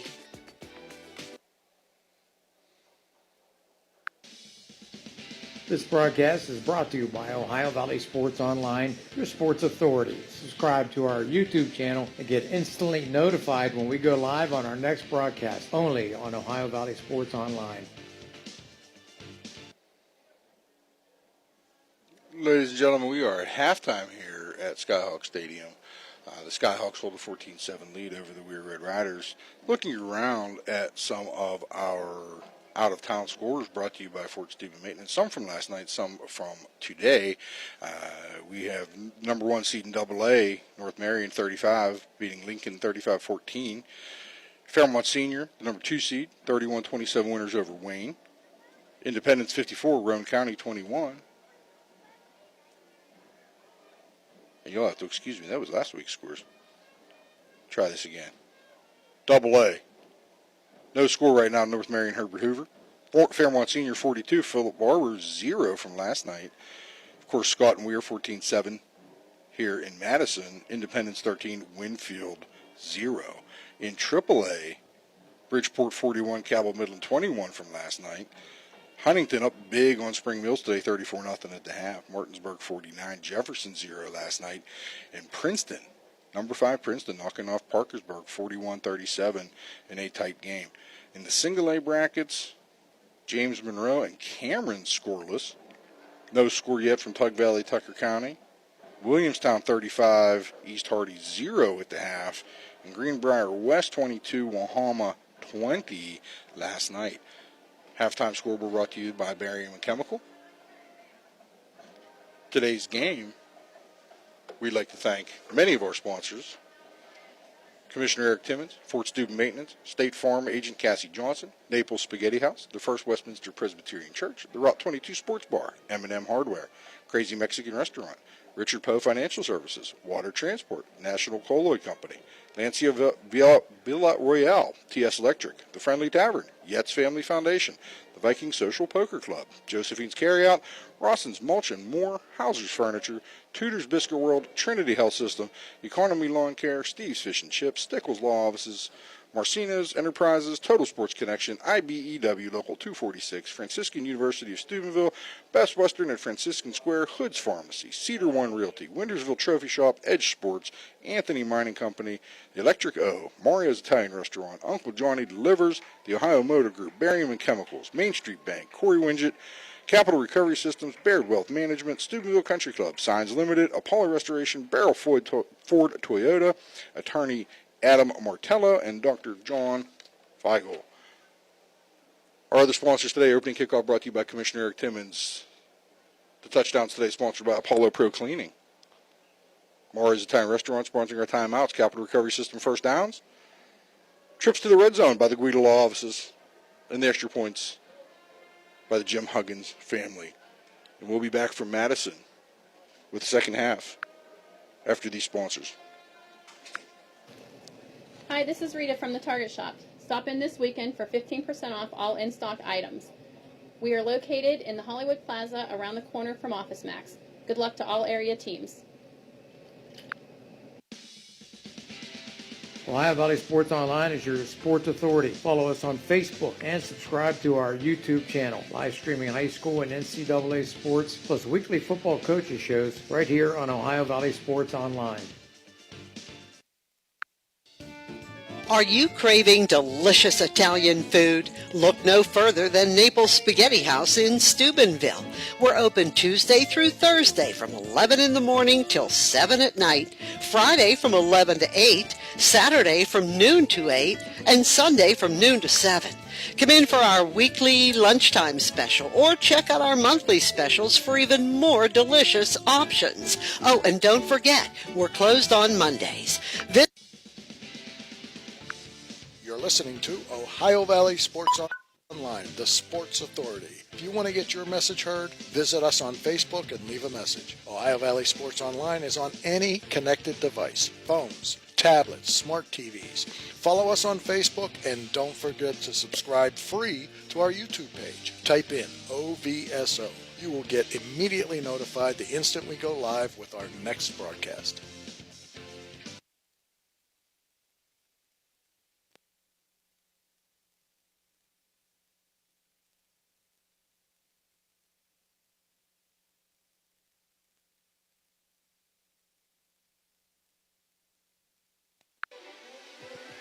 Ohio Valley Sports Online would like to thank one of our great sponsors, Capital Recovery Systems. Capital Recovery Systems is home of the no-cost court collections program. Capital Recovery Systems is a proud sponsor of this broadcast.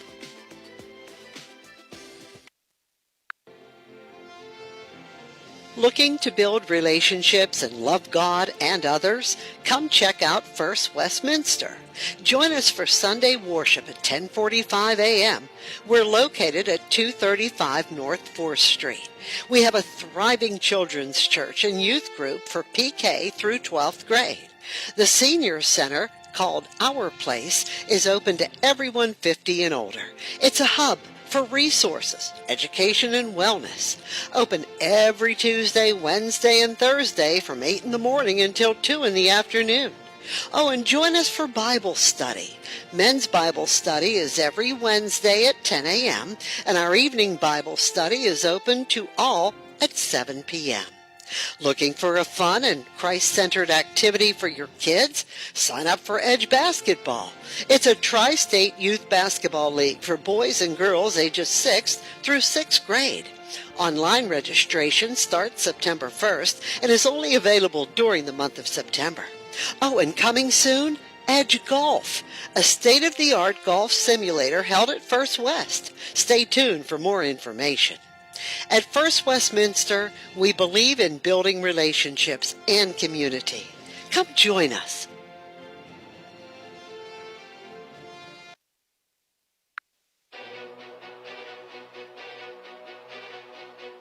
Stay tuned. Your program will begin shortly.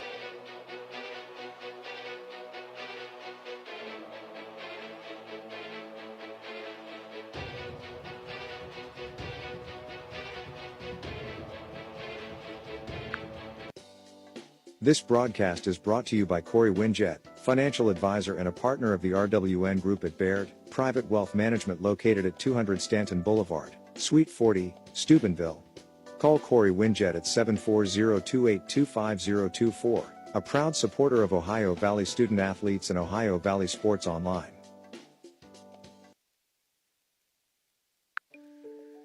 Attorney Adam Martello is your one call for DUI defense, probate, and estate planning. He also can provide real estate expertise plus general civil litigation. Call Attorney Adam Martello today at 740-317-0193. The Martello Law Office is located on Fernwood Road in Wintersville. Attorney Adam Martello is your one call for legal assistance. 740-317-0193.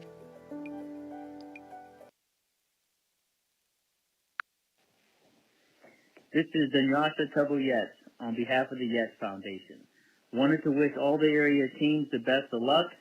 Want to encourage all student athletes to set goals for themselves, work hard, believe in themselves, and you will be amazed at what you can accomplish.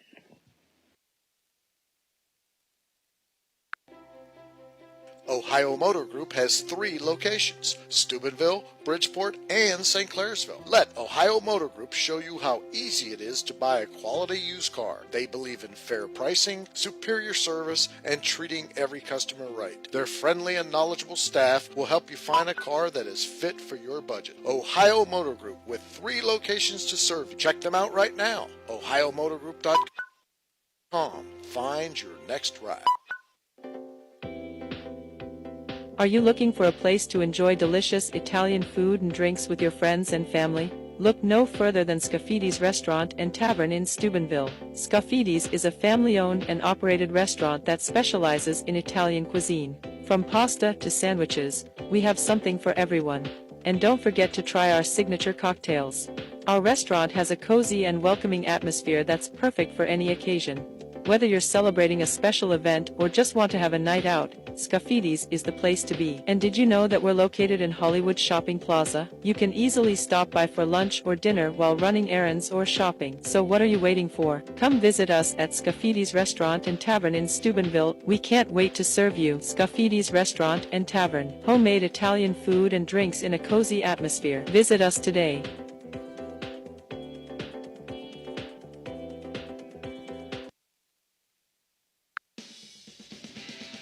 Ohio Valley Sports Online is your sports authority. Follow us on Facebook and subscribe to our YouTube channel. Live streaming high school and NCAA sports, plus weekly football coaches shows right here on Ohio Valley Sports Online. All right, ladies and gentlemen, welcome back. Madison, West Virginia, Scott High School. Round 2 of the WVSSAC AA playoffs. Your number 5 Red Riders trailing number 4 Skyhawks right now, 14-7, with about 5 minutes to go at halftime. Tony, what do you think? Well, I think the Riders are doing pretty well to be down only by 7, and they'll get the ball coming out the second half. That gives Coach Sassini a time to regroup his guys. I think the 3 issues for this half were, number 1, Scott's miscues. They had several guys that were wide open, and Braden Clark, he's been targeting him quite a bit, and he's missed a couple, I would say, touchdown passes. Oh, at least one wide open touchdown pass. Yeah. Yes, sir. And then the referees have been slowing the game down. You know that, and I think it's not necessarily that they were making bad calls. It's just that I think you had a lot of jitters for the kids in this playoff game. Although it's a great day to be playing football. And then the big story here, I think, is the Weir High big plays. Oh, huge plays for the Riders. Demir Mauder made a couple. He's the 6 foot, 180-pound junior. He made some tremendous plays.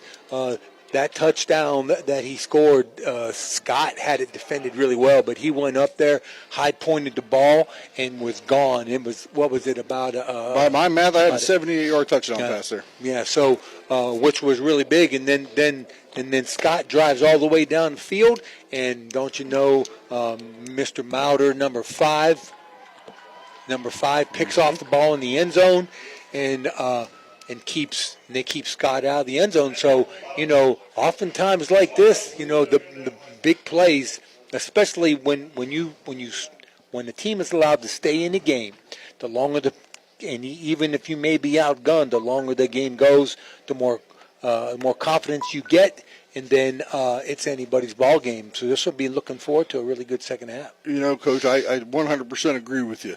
Where you have a situation where, honestly, for the first quarter and a half, Scott pretty well had their way. Domination is the word. Offense and defense both just setting the tone for the game. No doubt. Doing what they wanted to do. Preston Cooper running hard. You know, David Fennessy on offense and defense making plays. You know, and like we said earlier, Matt Fry really running the offense effectively with not put some nice touch on the ball, making plays with his feet, not allowing a lot of pressure, but yet they're only up a touchdown. And as we know in the game of football, one of the most important things is momentum. Weir right now has all that momentum. Yep, they sure do. Long play to score a touchdown to get within 7. Big play on the interception when the Skyhawks had put together a nice drive from their 15-yard line after that false start penalty to drive down almost in the red zone, and Mauder stepping up to make a play there. Now Weir gets the second half kickoff. Yeah. So, you know, really when Scott, they put on that long drive, which looked really, really good, but ultimately what they did was they just killed the clock. They just killed the clock for the Riders to you know, the big play allowed them to get out of that half only under 7 points. Now, of course, we got 2 quarters to play, right? 2 quarters to play. Long way to go, as they say. Yeah, and so, all that stuff, it goes out the window now because now they got 2 quarters to play. So if Coach Sassini gets a good game plan, hopefully can exploit a few weaknesses under Scott, their weaknesses of the first half, although I didn't see a whole lot, and a few more big plays, and we can come out here with a win. Yes, we will. So with about 1 minute and 15 seconds to go in the half, the Skyhawk Band putting on a show for the fans here. We'll take a quick commercial break and be right back with our second half action. Youth sports play an important role in developing work ethic and character to prepare students for future success in life, which is why your West Virginia Toyota dealers are proud to be the official partner of the West Virginia SSAC, supporting high school sports all across West Virginia. Toyota is also the only auto manufacturer in West Virginia, investing heavily in the local economy. So when you're ready for a new ride, shop us on buyatoyota.com or see your local dealer. Toyota, let's go places. Did you just look down at your phone? You did it again, didn't you? You're flying down the road in a 3-ton hunk of steel, and a text takes your eyes off the road for an average of 5 seconds. At 55 miles per hour, that's long enough to travel the length of a football field and cause some serious damage. Turn it off. Trust me, whatever it is, you'll live. Learn more at StopTextStopWrecks.org. Brought to you by the Ad Council and the National Highway Traffic Safety Administration. The West Virginia Secondary School Activities Commission promotes athletics to provide lifelong and life-quality learning experiences to high school students while enhancing their achievement of educational goals. Play, perform, compete together. The WVSSAC playoffs, sponsored by Toyota. Getting ready to kick off back here at Skyhawk Stadium, Madison, West Virginia. Scott, 14. Weir High, 7. Tony, can Weir maintain their momentum? As often in high school games, this first drive is critical. It's critical to see what kind of adjustments Weir High made, and are they going to be effective? And I think that's going to go a long way in determining this game is how this half begins. Oh, 100% agree with you. Can Weir maintain their momentum? Will Scott be able to step up on defense as they had for most of the first half until that big play? And really, Weir had no real consistent offense. Couple plays by Strohmeyer with his feet. Lyons has not been able to get any traction. Nothing. The run game for Weir has been honestly non-existent. Which is really surprising me about that. They can't get Corey Lyons going, but that front four, and they've got 4 up front. The front 4 for the Skyhawks they're stout, and they're not moving very good. Not moving very well. So we'll see how this goes. I think, if I'm the coach for the Skyhawks, I don't change anything. I just keep on doing what we're doing, and hopefully we're going to eliminate mistakes. We're going to do the little things right. Make those catches that are there. And if I'm Coach Sassini, I got to find a way to get Corey Lyons open. I got to get him in the open field. That's your playmaker, and if he don't get going, it's going to be tough for the Red Riders to win this game. You're absolutely right. Weir is going to need to figure out a way to get some momentum on the ground in order to get this game back or keep this game going the way they want it to go for the second half. I mean, maybe if they can get him the ball in the flat, try throwing him the ball and get him out in space. He's the guy you've been riding the whole year. He needs some production. Yes, he does. Back with the second half kickoff from Skyhawk Stadium right after this. Are you looking for a place to enjoy delicious Italian food and drinks with your friends and family? Look no further than Scaffidi's Restaurant and Tavern in Steubenville. Scaffidi's is a family-owned and operated restaurant that specializes in Italian cuisine. From pasta to sandwiches, we have something for everyone. And don't forget to try our signature cocktails. Our restaurant has a cozy and welcoming atmosphere that's perfect for any occasion. Whether you're celebrating a special event or just want to have a night out, Scaffidi's is the place to be. And did you know that we're located in Hollywood Shopping Plaza? You can easily stop by for lunch or dinner while running errands or shopping. So what are you waiting for? Come visit us at Scaffidi's Restaurant and Tavern in Steubenville. We can't wait to serve you. Scaffidi's Restaurant and Tavern. Homemade Italian food and drinks in a cozy atmosphere. Visit us today.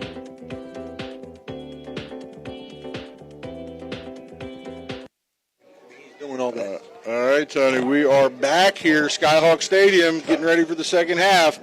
Captain's meeting at midfield. Weir will kick off. Weir will move. Weir receives. Oh, excuse me. Yeah. Weir will receive the kickoff and move left to right as we're looking at it from our booth up here. And again, be very interesting to see if Weir can maintain that momentum that they started with. It's always a question mark. You know, you take these teenagers and you take them, and they got 15 minutes in the locker room, and you're going to talk to them as coaches. They're either going to listen, they're not going to listen. You know, teenagers, it's hard to guess what the distractions are going to be. So here we come, and we're getting ready to see this second half kickoff. We're ready to receive, kind of shallow. Can't really see who's number.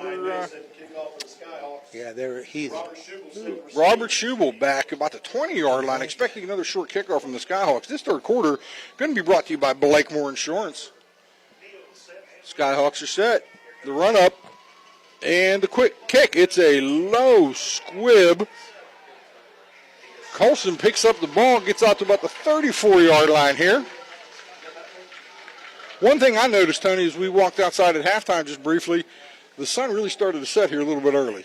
Yeah, and the way the stadium sits, and I think sometimes some of those passes that were dropped early in the game, the sun did play a factor in that. I agree with you. And I see now it's all shadow over the field. So here we go. Okay, from their 34-yard line, Weir comes out 1st and 10. Weir's going to go shotgun, trips to the to the right in the boundary. Strohmeyer. Looks like with Schubel in the backfield now. I don't see Lyons out there. No, I don't either. We'll have to take a look and see. No, I think is that Lyons? Number 22. Okay, what's going on now? Both teams are going to the sideline, and I think there was an issue possibly with the 25-second clocks. One has 0 on it, one has a 40 on it, and it's running. Not sure what's going on. Okay, so officials come over to the sideline, talking with the Skyhawk staff. Coaches are pointing, referees are pointing. Not sure what they're pointing at. They got a referee out in the middle of the field with his hands. And we have someone in Skyhawk black and gold jogging quickly over to the 25-second clock, checking the plug. Is it, just like we experienced earlier in the day, is it a loose plug over there in the just off the track area? So hey, looks like we got the clocks running. Technical difficulties have been fixed. And we are coming back. The Rider offense, Skyhawk defense, back out onto the field. Nice job by the, I believe that was actually the Hancock County deputy that traveled with the Weir team that fixed that. So he knows how important it is for Weir to come out and get started here. So trips to the right into the boundary. Schubel in the backfield. Strohmeyer on the keeper. Little option pitch fake. Gain of about 7 on first down. Very nice good. Little wrinkle there for the Riders. So they just ran a speed option. Quarterback goes to the left, and since Corey Lyons is not in it, they need to get the quarterback. They need to get some run yardage. So Lyons, is he back in now? He is back in. Okay, so Strohmeyer back in. Sidecar to the left is Lyons. Trips to the wide side now to their right. 2nd and about 3. Quick look by Strohmeyer. Tucks the ball down. Tries to run. Okay. Wrapped up by the Skyhawks. Minimal gain. Going to bring up 3rd and about half a yard from the 44-yard line. Looked to me it was going to be a quick pass, but I don't think Strohmeyer could handle the ball. So it ended up just a quarterback draw, and he made a good game. So it's 3rd down and 1. He did make something out of nothing on that one, because you're right. He looked quick and brought that ball down even quicker. So 10:51 to go. Running clock, third quarter. Trips right, shotgun.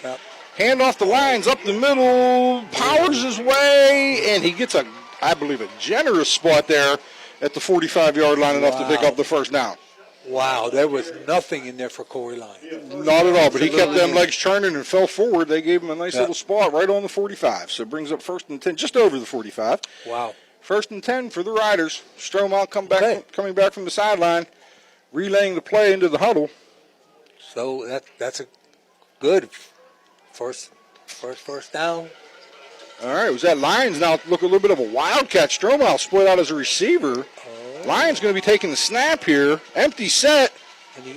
Lyons is going to look to throw the ball. He's scrambling. Lofts the ball up. Incomplete. Just off the hands of Devin Colson along that left sideline. It looked like a little bit of a busted play. I'm not sure Lyons knew what he was wanting to do there. It looked like he wanted to throw it to the wide side of the field, but which is to our side here. Then he was trying to make something out of nothing, throwing that ball. That was dangerous. It was there. He threw that ball into a crowd, and luckily Colson was able to get a finger on that and tip it away from the defender. Empty set again. Looks like Lyons back in at quarterback. And a wildcat. Colson coming in motion. Little shuffle pass, jet sweep. The Skyhawk defense all over that. No gain just as he got to the edge. Nothing. 3rd and long. Okay. Strohmeyer for the Riders. Looks like he's going out to get the play from Coach Sassini. He's at the sidelines. I don't know, Coach. Wow. That seemed like a couple wasted plays to me. That was interesting play calls. I will say that. Coming out of the gate, I'm not sure. So we have 3rd and 9.5, and you're right. Coming out, you want to maintain that momentum after that big first down game. Yeah. Trips to the left to the field. So sidecar left. Strohmeyer taking the snap. Rolls to his left. Throws the ball down the sideline, and it's caught. Wow. By Colson, wide open in that zone. And, Coach, you mentioned it earlier, that too high safety look. He found that soft spot on that sideline about the 10, 12-yard mark. Gain of about 16, 17 yards on that play. He dropped that, but Devin Colson. He dropped that ball right over Scott defenders, right on the sidelines. In between last week and this week, Devin Colson has really stepped up to replace Cross and take his place due to the injury. Wow, that was big, Coach. That was really big. That was huge to keep this drive moving. Ball on the 35, 3 receivers. Right side, wide side of the field. Strohmeyer with Schubel. Was it Schubel in the pistol there? They drew off. They drew off. Davidson, 22. They get Skyhawks to jump off sides there? Yeah, they drew off Dalton Milam. Dalton Milam. Yeah. In the neutral zone. Strohmeyer using the hard count. 6'2", junior, 235. Taking advantage of that aggressiveness of the Skyhawk defense. They have been coming off the ball very quick. Maybe changing up the snap count or something they adjusted at halftime. Okay, that keeps Weir ahead of the chains. 1st and 5. In the pistol, trips right, wide side. Strohmeyer, little speed option. There he goes. Oh, he's out. There he goes. Number 22. Pitches the Thomas Davidson, 5'7", 115-pounder. Okay, where'd he come from? I'm not sure, Coach. He's 22. Is listed as 5'7", 150 pounds. Ninth grader. Hey, okay. The dude showed some shakes, too. He does. I'm enjoying the haircut, actually. I'm a little jealous. He got the hair hanging out from under the helmet there. Wow. Coach, wow. I'm going to double check that number because if he's a 9th grader, where's he been hiding? Number 22. And Corey Lyons is not in the game right now. No, he is not. So Strohmeyer. Strohmeyer trips to the left, wide side from the right hash. 1st and 10 for the Riders in the red zone.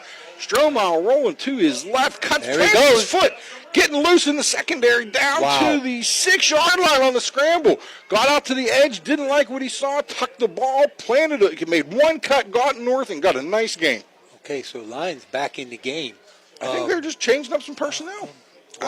Nice wrinkle for the Riders. Yes, and all right, the Skyhawks now on their heels. Oh, the Skyhawks have Look at that 1st and goal from the, the 5? That Colson they marked it at the 6. We have 1st and goal for the Riders in the Guida Law Office's red zone. Trips to the left. Just under 8 minutes to go in the game. Strohmeyer. Lyons, sidecar left. Strohmeyer looks to go right to a little Throws a fade fade. in the corner. He catches the caught ball. Did he get his feet down? No, incomplete. Did not. He came down with the ball, but just out of bounds in the far corner of the end zone was Demir Mauder. Okay, that's the man. That was Mauder. a one-on-one just a corner fade through the jump ball up, and honestly, Strohmeyer made a really nice throw where only Mauder could catch it. Yeah, and he just overthrew it just a little bit, but he did make the catch. Trips to the left, Mauder single receiver to the right. Pistol set in the backfield, Lions behind Strohmeyer. Come on, Corey Lyons. Runs there we option. go. Look at that McConnell. touchdown. There you go. Strohmeyer in for the 6-yard score. So Weir pulls within 14-13 with the extra point upcoming. So they put Corey Lyons. He's in the pistol. As you don't know, the pistol, that's he's behind the quarterback, almost 15 yards. Quarterback is at 10 yards taking the snap. So they ran the option to the left, and I think the defenders were keying on Lyons, and Strohmeyer took the ball in and scored. The extra point, Ben Howard coming on. Hold down, kick up. Uh-oh, and folks. It is good, and Weir, with 7:30 to go, third quarter, takes the opening second half kickoff, drives the length of the field, and ties this ball game. 14 all. Wow, so they got the first down, and then they sputtered a little bit, and then this all-important first drive in the second half. Absolutely. Okay, we will be right back after this commercial break.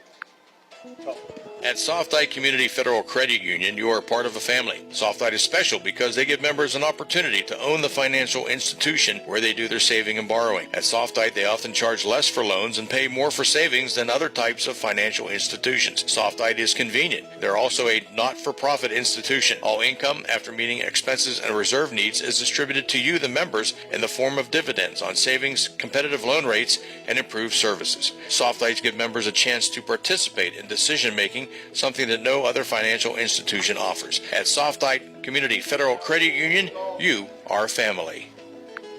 Back at Skyhawk Stadium. Tony, what'd you think? Let's get the kick here.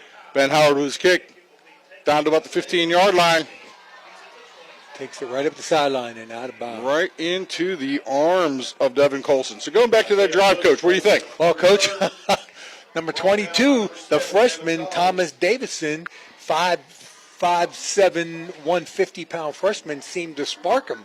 Coach, what do you think? I tell you what, again, two big, they finally got some traction on the ground. Yeah. Strohmeyer and Lyons and Davidson making, and then you have Colson and Mauder doing a nice job through the air now. Yeah. Skyhawks come back out. Tie game, 7:26 to go. The 26-yard line, shotgun, hand off to Cooper.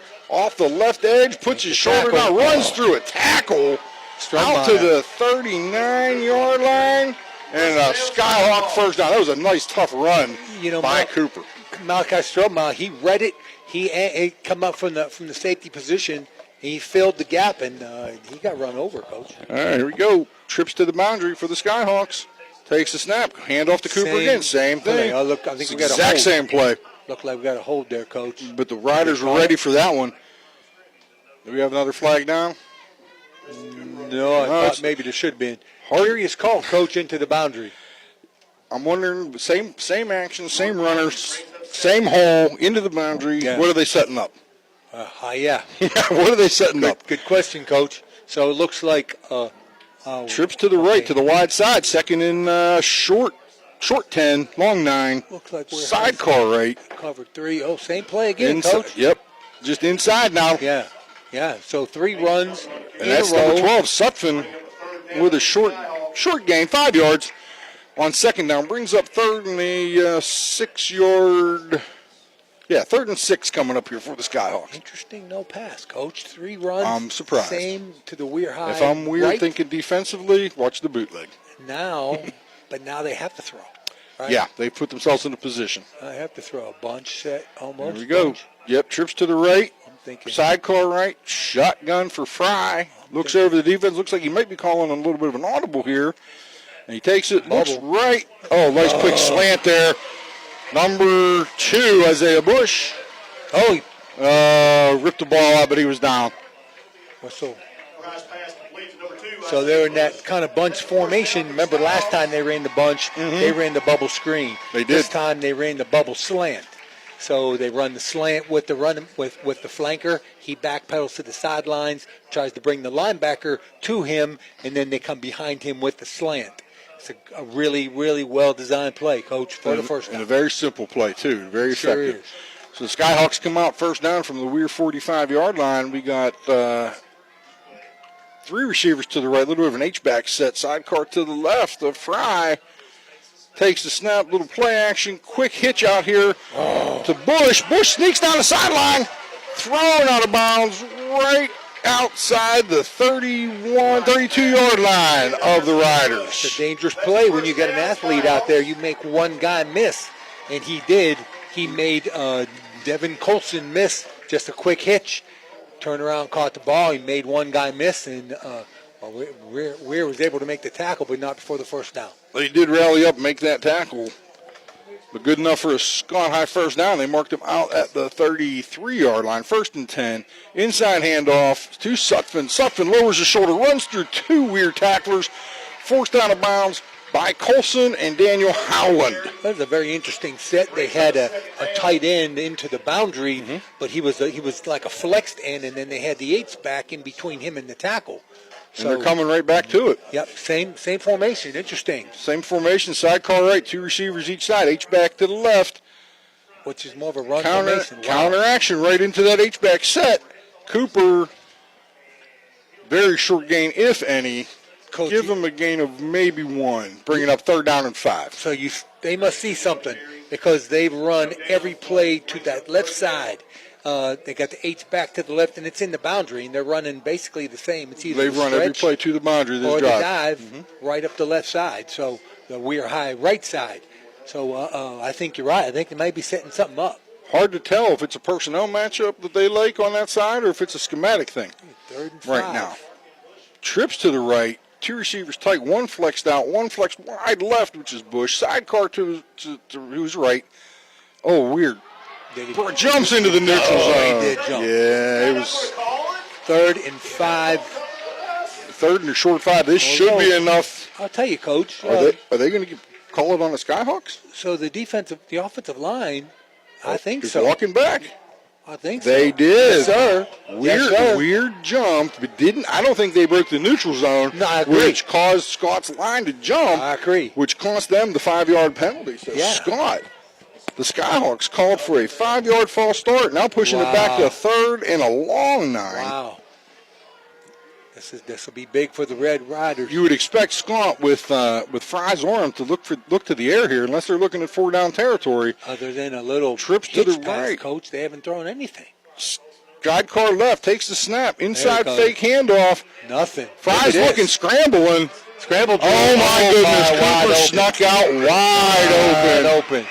Make the broke the Strohmiles tackle coming up, and Cooper runs into the end zone for the Skyhawk touchdown. Had him, Coach. That was honestly a broken play from the beginning. Weir got nice pressure.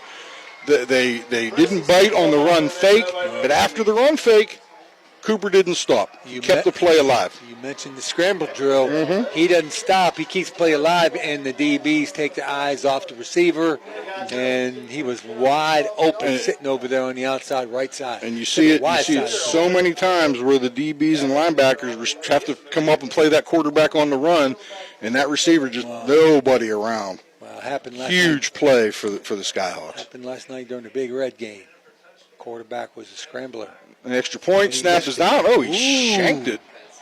Wide, I want to say wide left, but that ball went under the crossbar. I don't think it was that wide. Okay, with 4 minutes to go, 3rd quarter, the Scott Skyhawks reclaim the lead. Up 6, 20-14 over the Red Riders. Had a game. And we'll be right back after this.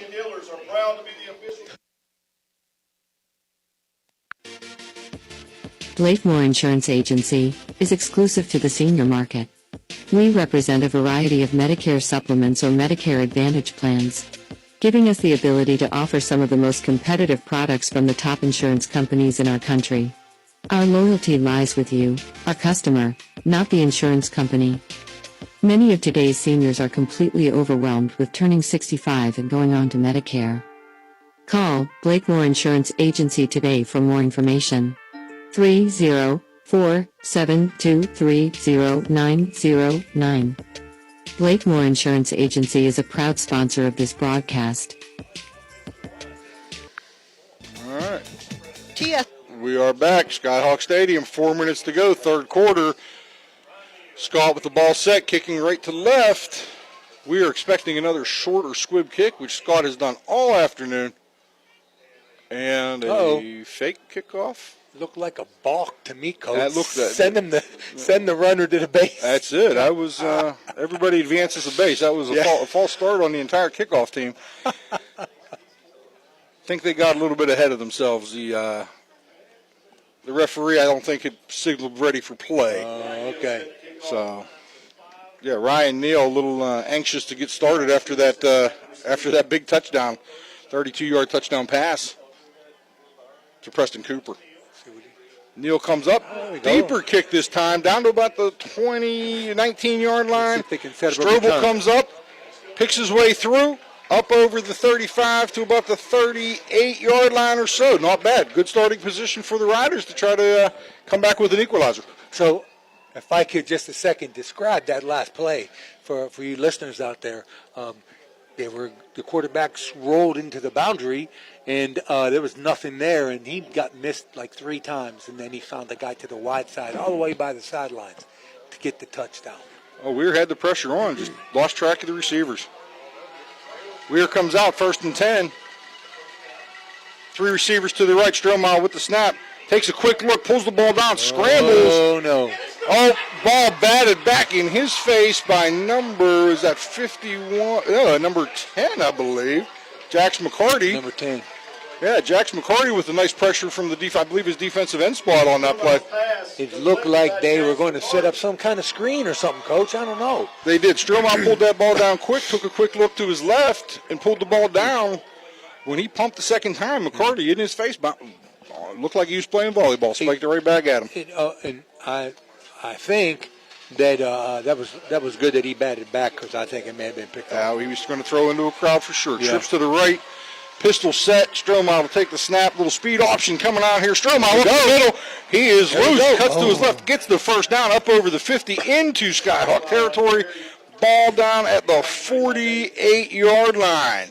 Started with that speed option, looked to attack the edge, saw a hole, planted his foot, got north, and got some good yards on that play. I think the fact that they were running the speed option with Corey Lyons, he pulled a lot of guys to him, and then Strohmeyer just tucked it and gone. He's a quick little guy, I'll tell you what. Oh, when he gets in space, he's dangerous. He puts that foot down, and you got to honor him. You always got to honor him. Weir comes out, trips to the right. Shotgun sidecar left. Strohmeyer takes a snap, rolls to his left, single receiver side, looking for Colson. Oh, no, look at that. Oh, my. How did he get that ball out of there? He had 3 Skyhawk defenders wrapping him up and was able to dump the ball out to Lyons. It looked like one of those plays that Kansas City quarterback can. Oh, it looks like Pat Mahomes. Absolutely. That looked like a Pat Mahomes play. Sure did. A little bit. So it went from could have been a loss or should have been a loss to a sack to a nice little flip out to Lyons, who gets about 5 yards on first down. Brings up 2nd and 5. Trips right, pistol set, speed option to the right. Strohmeyer pitches time to Lyons. There he goes. Oh. Gets enough over the 40 to the 39, 38-yard line. First down. All right, go. Red Riders. 3:04 remaining. Third quarter. 20-14 Skyhawks right now. Riders driving. And finally, Corey Lyons gets a little gain for the first down, and the Riders are driving. They're moving the ball. And, Tony, we've seen 3 or 4 times this drive, that speed option look with Lyons or Strohmeyer carrying the ball and getting good gains on it. Yep, well, the last time, that little freshman, number 22, Thomas Davidson, took on the last drive, absolutely. Sure did. Strohmeyer with the snap, trips to the left. Good defense. Oh, nice dump off. Colson, number 7. He missed the tackle, and he's going to to tackle defend down the sideline. Oh. Out of bounds at the 3-yard line, far sideline. Wow. Just a nice little dump off by Strohmeyer. Yeah, a little quick in and one, like I said, Coach, you make one guy miss. One guy missed, and Devin Colson slid through that tackle, down the sideline, steps out, 3-yard line. First and goal. 4, Coach. 3.5. 3.5. We'll call it a short 4, long 3. The Guida Law Office's red zone. Trips to the right. Pistol set. Strohmeyer in front of line. Speed option again to the right. Strohmeyer pulls the ball down, powers ahead down to the 1. Just inside the 1. Again, speed option look with him and Lyons running, attacking that edge. Strohmeyer planting his foot, getting upfield. Number 3 quarterback Malachi Strohmeyer, 5'5", 140 senior, carrying the load here. They are down to the 1-yard line, Coach. Second down. Second and goal from the 1. And what's interesting about the Riders, I don't think they have a big set. They've stayed spread the whole way. You're right. You're right. And here they go again. Strohmeyer under center. Lions 3-point stance. Right behind them. Trips to the left. Take it outside. Quick handoff to Lions. 1 yard. There we go. Touchdown. 1 minute, 20 to 20 seconds to go in the quarter. With 1:49 to go in the third. We got a ball game. And Howard tied for the Riders. This is for the Could lead. take Coach. the lead with this extra point. Wow. And that Apollo Pro Cleaning touchdown. What a different half, Coach. Oh, it's huge. Absolutely huge. With the Weir offense has really found their groove this half. They found stuff that works. Coach Frank Cicini, they come up Coach with Taylor strategy. on the offensive side of the ball, no doubt. Whatever they're doing. Lions looking for the snap. Oh, Skyhawks jump. Didn't break the neutral zone. Got the snap, holds down. And Howard's kick is up and good. Red Riders 21. Skyhawks 20. 1:49 to go in the third. We'll be back after this commercial break. At Trinity Health System, we have a profound respect and awe for all creation. We are motivated by the words of Christ to be his hands and heart to those in need. Our doctors, nurses, and staff are driven by selfless performance, combining our expertise with the technology to bridge the gap to healthier communities. Healthcare isn't just about healing, it's about human dignity. Trinity Health System, inspired by faith, serving you with distinction.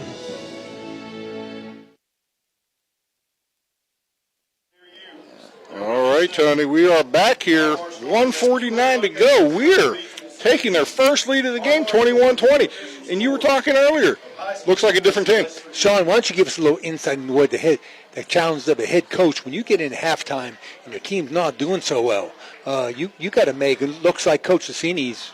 He's made some good adjustments. Well, there's 3 things you have to look at. Number 1, what did we do well? What did we do well? And honestly, in the first half, not a lot. Oh, not a lot. So you take a hard look at what did Scott do to stop us, and what's going to work against that. The most important thing is you've got to maintain that focus and that fire that your kids have, and let them know this game is not over. Howard's kickoff down to about the 6-yard line. Coming up over the 20. Uh-oh. That's Isaiah Bush. He gets by this. Okay. Breaking about 3 or 4 tackles, gets up to about the 21.5, 22-yard line. But I think that might be the most important thing Coach Cicini did. He kept them focused, and he kept them motivated to believe they can come out in the second half and make plays. And you know, there's always the variable of what your coaches are seeing up in the box. Maybe something that you can't see on the sidelines, and to try to incorporate that. Maybe there's a little chink in the armor of the Scots offense. And Coach Ryder's chiming in again, which is awesome to hear from. He agrees, made some nice adjustments on offense. Now I've got to see if the defense can do the same. Scott comes out, trips into the boundary left, inside handoff to Cooper. Oh, big run. Tough run up to the 32-yard line, close to the first down. I think and just short, just maybe. We're not sure. First down. Nobody's made a signal yet. They give him the first down. All right.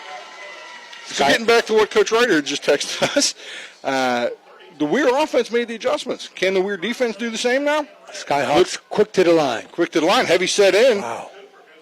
Number 60 back there, sort of an H-back, fullback type. Cooper with the inside handoff. Flag. It stood up at the line of scrimmage. No gain, minimal gain, but a flag down in the middle of that pile. Interesting. So the Skyhawks going to a hurry-up offense. Maybe trying to keep the Weir high on their heels. But flag looks like it's against the Skyhawks, Coach. You got a hold against the Skyhawks. Back them up. So we're going to back them up and make it first and 20 from about the 24-yard line. Okay, so hurry up isn't doing too well. Let's see. Here it is again. All right, so we got that big H back in there again with Cooper offset to the left. Number 60. Big boy. Little H counter here, quarterback counter. So you using Fry, shifted around one tackle, got out to about the 29, 28-yard line. Matt Fry with a nice little carry following that big H-back through the hole. So they ran that play first half, right? They had to stretch away, and remember, they ran the stretch, pulled two guys. This time, when the quarterback runs, they didn't pull anybody. But, Coach, he's into the boundary. He is into the boundary. I don't understand that boundary a lot today. I don't understand why they keep running into the boundary. 47 seconds on a running third-quarter clock. Weir 21, Scott 20. Scott with the ball, 2nd and 15 from about their 28, 29-yard line. Okay, Coach. Two receivers each side, sidecar left. They got Braden in motion. Look at that. Little flea flicker. They got Braden Clark isolated, deep down the field. Nobody open. Late. Came late open. Again. Number 10, Jax McCarty. Again. And Weir had that. It was a flea flicker. Yep. Tennessee with the jet handoff, flipped it back to Fry. Fry looked to go back to Clark on the backside, completely well covered by Weir. Deshaun Smith, number 11, had him covered. Had Clark covered, and there was nothing open. And Jax McCarty coming from the backside. Again, that scramble drill. Fry doing a great job with his legs, keeping the play alive. Big game for the Skyhawks. First down now. Inside the Weir 40, two receivers each side. Inside handoff to Sutphin. Oh, look at that. Oh, he dives backwards over the 30 down to the 29-yard line. Momentum, Coach. And that is Caden Sutphin. And that is exactly, we talked about it coming out of the half as the third-quarter clock runs down under 6 seconds. I don't think Scott's going to snap the ball again. And we're going to go to the fourth quarter. Sponsored by? That's a great question. The third quarter was sponsored by Blakemore Insurance. And our fourth quarter coming up will be Rikiski, McCune, Wilhelm, and Blair. Great game, Coach. Great game, Coach. Yeah, Coach. We're going to take a quick commercial break. Be right back.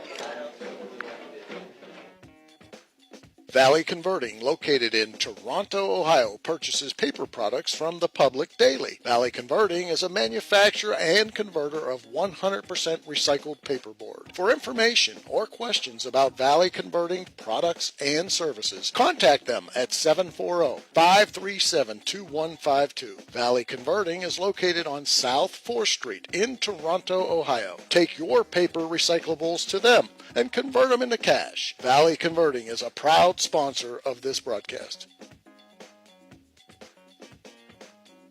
Looking for a great meal? Stop in Mario's Italian Restaurant and Lounge and DeCarlo's Pizza, located at 3806 Main Street in Weirton. Proudly serving the tri-state area for over 60 years. Family owned and operated, serving salads, sandwiches, pasta, and pizza 7 days a week. Call Danny at 304-748-1179 or visit them at mariosrestaurantandlounge.com. Good luck to all area teams from Mario's Italian Restaurant and Lounge. All right, we are back with the Rikiski, McCune, Wilhelm, and Blair fourth quarter. Skyhawks driving, 2nd and 1.5. Two receivers each side. Shotgun for Fry. Sidecar left. And a quick whistle just as the ball was snapped. Doesn't look like they set the clock, Coach. Oh. He's pointing. He put 120 instead of 12. Easy mistake. Typo. Scoreboard guy sitting right in front of me. I don't want to be too critical. He was nice to me. He gave me pepperoni roll earlier, so I'm not going to criticize too much. Do want to extend a thank you for the hospitality down here, Scott High School, putting us up in the press box. You miss a zero. You know, I do it all the time on my checkbook. Well, if you find that zero, let me know. I know. All right, Scott, back out of the huddle. Clock reset to 12 minutes. Fourth quarter beginning here. Shotgun. Quick throw. throw. Oh, my. Braden Clark, with all the struggles he had in the third quarter, turns around and look what I found here off his shoe tops. Coach, they were throwing it. It looked like they were throwing it to number 2. Who'd you say it was? They changed it. Number 2 is Isaiah Bush coming out. So, but Braden Clark with it was just a heads-up play. So Clark was right behind Bush, and Bush didn't refuse to catch the ball, and he let Clark catch the ball. He didn't even know he was back there. And they both looked at each other confused. So, 1st and 10 again. First Scott. Again, they can't. Flag on the play. They're trying to get off they're trying to get a quick snap, and they jump offside. Again, Coach, I think that this fast-paced offense is not in favor of the Skyhawks. No, they have not done well with it this year. No. I think they just need to slow down a little bit. They keep shooting themselves in the foot. Okay, so 2 receivers each side. Shotgun snap. Inside handoff to Cooper. Right up the middle. Tough 6-7 yard gain there on 2nd and 15. I look like just foot to foot, and they said run ball behind the offensive line, and they just and that's led by number 60, that big fullback / guard, Zach McNeely, 5'10", 280 junior. Wow. That's a big boy coming through there to. And he's a guard, and they just get right behind him that time, Coach. Him and the H-back. Shotgun snap, handoff again, same play up the middle to Cooper. Tough running down inside the 15. Gets enough yardage for the Skyhawk first down. The Weir defense a little bit on their heels.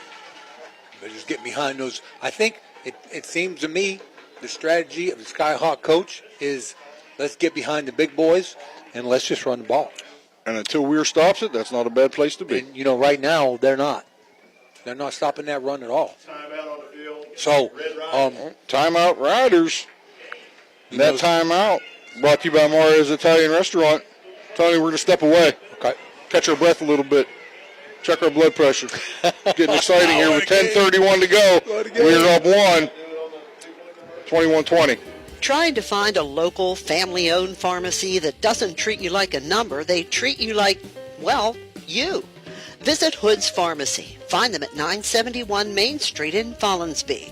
Hood's Pharmacy is family-owned. Family-owned for over 50 years. All insurance plans are accepted, and they have COVID-19 testing and vaccinations available, so no worries there. Hood's Pharmacy features Sarah's Candy, plus a wide selection of greeting cards. Get the friendly hometown service you deserve when you visit Hood's Pharmacy in Follinsby. Come visit the friendly pharmacist and staff at Hood's Pharmacy today, a proud sponsor of this broadcast. And we are back. 1st and 10 Skyhawks, 14-yard line. 2 receivers each side, split left. Motion coming across in the right. That's Bush. He's behind the quarterback. Inside handoff to Sutphin. Oh, there we go. Come on. Oh, don't. He's driving. He fought for a couple yards after contact down to about the 11-yard line. Caden Sutphin with a 3-yard gain. So brings up 2nd and 7. Interesting, Coach. I thought that the strategy was going to be keep the ball away from the Weir High offense, but right now it looks like the strategy of the Skyhawks. I thought wait, I'll get back. Let's run the play. I got you, Coach. Let me try that again. Take 2. 2 receivers each side. Shotgun for the Skyhawks. Sidecar to the left. That's Sutphin. Bush in motion. Little shovel pass. And they're stringing it out. Are they going to string it? Turn the corner. Oh, he turned the corner. And pushed out at the, where's he at? 7-yard line. Nice patient run by Isaiah Bush getting to the edge. Weir did a nice job cutting them off. Yeah. But he was patient and able to sneak through there. Matt Fry came out there with a really big block. Yes, he did. On number 11, Coach, Weir High. Weir High number 11, Deshaun Smith. Yeah, so he He looked played like a tough he was, game at DB for him. He looked like he was going to stop that, and they put a nice block on him. Bush in motion to the left out of the shotgun. Suffin up Jet. the middle. Oh, Quick good handoff.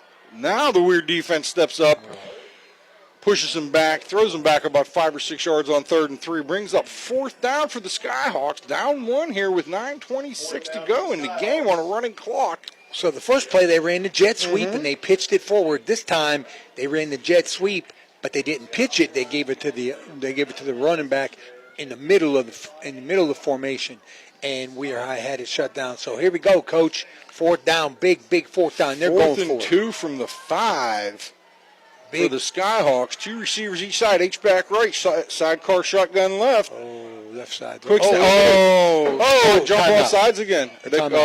Scott called a timeout there. I think the play clock was running down. I'll tell you what I saw, Coach, is the left side of the Skyhook offense. Weir High didn't have it covered, so they had everyone overshifted to the Skyhawk right side, and I'm wondering if the coaches didn't see that and called timeout because if they didn't have the right side shut down. Anyway, Coach, as I was saying, when I confused myself, I thought at the beginning of the game that Weir High was going to try to keep the ball away from the Skyhawks with a high-powered offense, but right now the Skyhawks are trying to keep the ball away from the Weir High just by pounding them up the middle. Yeah, because this second half, the Scott defense has not been able to keep up with the Weir offense. But this is very similar to what happened last week. Weir had a 1-point lead or a 2-point lead. Frankfurt had that last drive. The Weir defense got down and not quite this deep, but stood up on 4th down. Now here's a call for you. It's 4th and 2. You seem to have a pretty decent kicker. Would you try a field goal at this point? Of course, he already missed one extra point, Coach. He did miss an extra point. So that doesn't bode a lot of confidence. No, it does not. So Scott's coming out, staying spread. They are. H-back and sidecar to the right in the shotgun. Matt Fry overlooking the defense. Do they run right behind them offensive linemen? They have Fennessy up top, 1-on-1, but he's looking right. Back. He's scrambling. That's what they need. Oh, there it is. Braden Clark.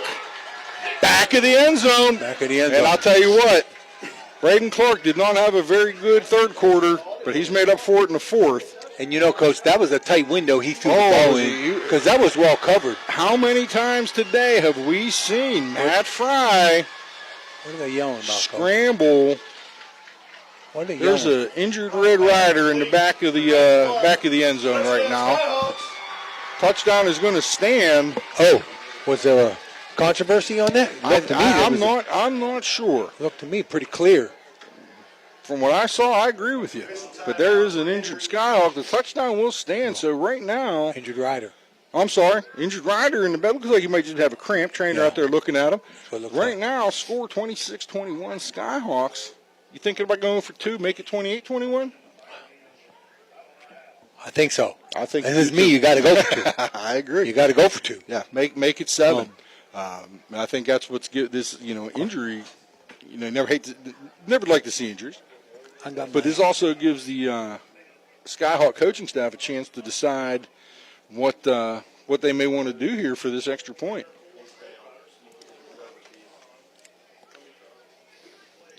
What's the score? And you are doing a broadcast with a former coach who carries a 2-point conversion chart in his wallet at all times. You never know when you're going to need one of them. You look at the maybe you can explain what that is. I'm laughing too hard. No problem. So Tony breaks out the 2-point conversion chart that tells you when you're up so many or down so many, what you should do, kick for 1 or go for 2. Right now, Skyhawks are ahead by 5, and it says very clearly go for 2 on the chart. So does Coach go for 2? You're home. Coach, this chart doesn't lie. I don't know who comes up with some math genius come up with this, and I just knew that this might come in handy, even though I'm retired now. I just knew that this might come in handy, this little point after chart. Well, coaching's like the mafia; they never really let you out. Right? You got to be part of it. But but if you play it like the chart says, we should be seeing 2-point conversion. And with that, we're going to let Tony catch his breath here. calm down a little bit from the laughter. So we're going to take a quick break. We'll be back in just a minute. It's Electric. The Electrico is a family-owned, full-service electrical contracting company that is licensed in Ohio, West Virginia, and PA, but remains community-focused here in our backyard. Dave and Darlo Saba are committed to providing service that is family-backed. Whether it residential or commercial, the Electrico will provide service that will give you peace of mind and even lessen your electric bill. All electrical needs for new construction, remodeling, troubleshooting, whatever it may be, Electrico can do it efficiently. They service one happy customer after another, and for that I can attest. Call Dave Osaba at Electrico, 304-670-8277. There's a good chance if you're from the Ohio Valley, you'll remember Brad Pavlik from his days as a crusader at Catholic Central High School, and his name will bring back some great memories. These days, Brad's a big supporter of all area local high school teams. Well, here's a reminder that Brad now manages Barrel Toyota and Barrel Ford, and he'll be glad to see you, whether you're looking for a car or just dropping by to say hello. A hometown favorite at two great hometown stores. Get a hometown deal from Brad Pavlik at Barrel Toyota in Cranberry Township and Barrel Ford in Zelienople. All right, we are back here, Skyhawk Stadium, West Madison, West Virginia. Skyhawks currently up 26-21. Looks like they're going to come out and go for two. Number 7 coming off the field for Weir, Devin Colson, who's had a very solid game for the Riders today. Hopefully he can get back on the field here with the last 8 minutes and 53 seconds to go. So 2-point conversion upcoming. Scott coming up double tight, under center, unbalanced, power pass. He's scrambled. Yeah. Sack. Wow. Demir Mauder coming off the edge with the big play. Third big play by Demir Mauder today. And keep that name in mind as we get down the end of the game here. A long touchdown pass, a big interception, and stop 2-point conversion. Now, Weir gets the ball back, can go down and score, take the lead. Yeah. But right now, we're going to step away for a quick commercial break. 8:52 to go. Scott 26, Weir High 21. Interesting. Ohio Valley Sports Online would like to thank one of our great sponsors, Capital Recovery Systems. Capital Recovery Systems is home of the no-cost court collections program. Capital Recovery Systems is a proud sponsor of this broadcast. Are you looking for a trusted name in residential and commercial real estate? Look no further than Cedar One Realty. Our team of dedicated professionals is here to help you find your dream home or the perfect commercial property. With years of experience and a deep knowledge of the local market, we're the experts you can trust. Cedar One is a full-service brokerage that handles All right, back at Skyhawk Stadium. Kick. Oh, pick up left to right. Oh, my. Bobbled kickoff. He waited for that ball to bounce He was again. Corey Lyons waiting for the ball to bounce, and he just died on the cold turf. If he picks it up on the first bounce, it's okay. Yeah, he may be able to make something out of it, but that ball hit the ground the second time and just died. That was a bad decision. And bounced away from him. Bad decision, Coach. He had to fall. Well, unlike your chart, one of the most unpredictable things is figuring out where a football is going to bounce. Yep, that's right. You never know where that's going to go. So Weir comes out starting from their 18-yard line, trips to the right, pistol set. Strohmeyer, speed option right, and nowhere to go. He is swallowed up in the backfield, right around the 15-yard line. Loss of 3, 2nd and 13. It went to the well one too many times there, Coach. Yeah, Mason Brown coming off the edge.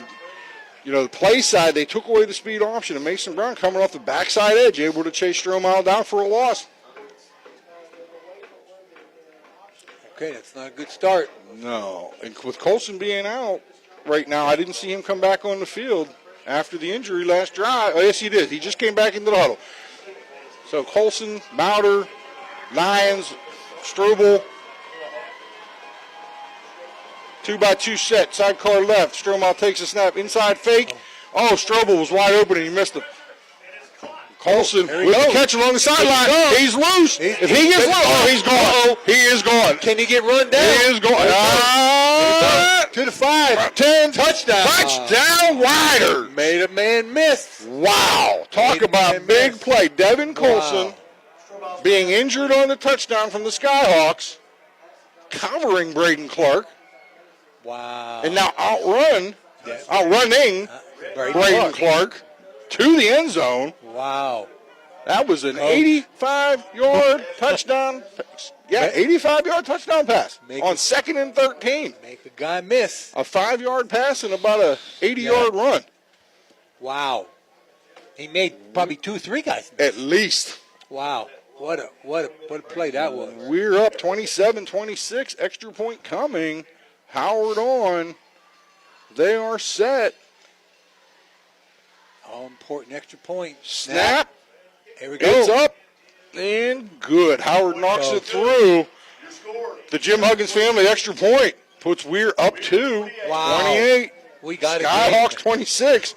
And we got one heck of a game going on. Wow. We'll be back. Skyhawk Stadium. 7:50 to go. We're up 28-26. Wow.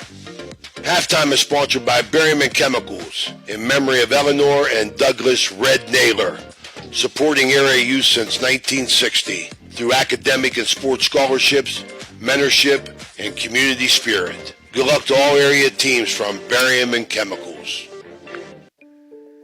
Attorney Adam Martello is your one call for DUI defense, probate, and estate planning. He also can provide real estate expertise plus general civil litigation. Call Attorney Adam Martello today at 740-317-0193. Wow. All right, Coach, we're back. Coach, getting set for the kickoff. Tale of two halves, huh? No doubt. Looking at the coaching strategies, completely different. Completely different. The Skyhawks, the thing that they had going, they were mixing it up. Throw it wide, stretch the other side, throw it deep, throw it short. Now they've just been pounding them. Maybe trying to kill the clock. I don't know. I'm not sure. I just think they're going to have to open it up to you, Coach. Howard with the kickoff. Good kick.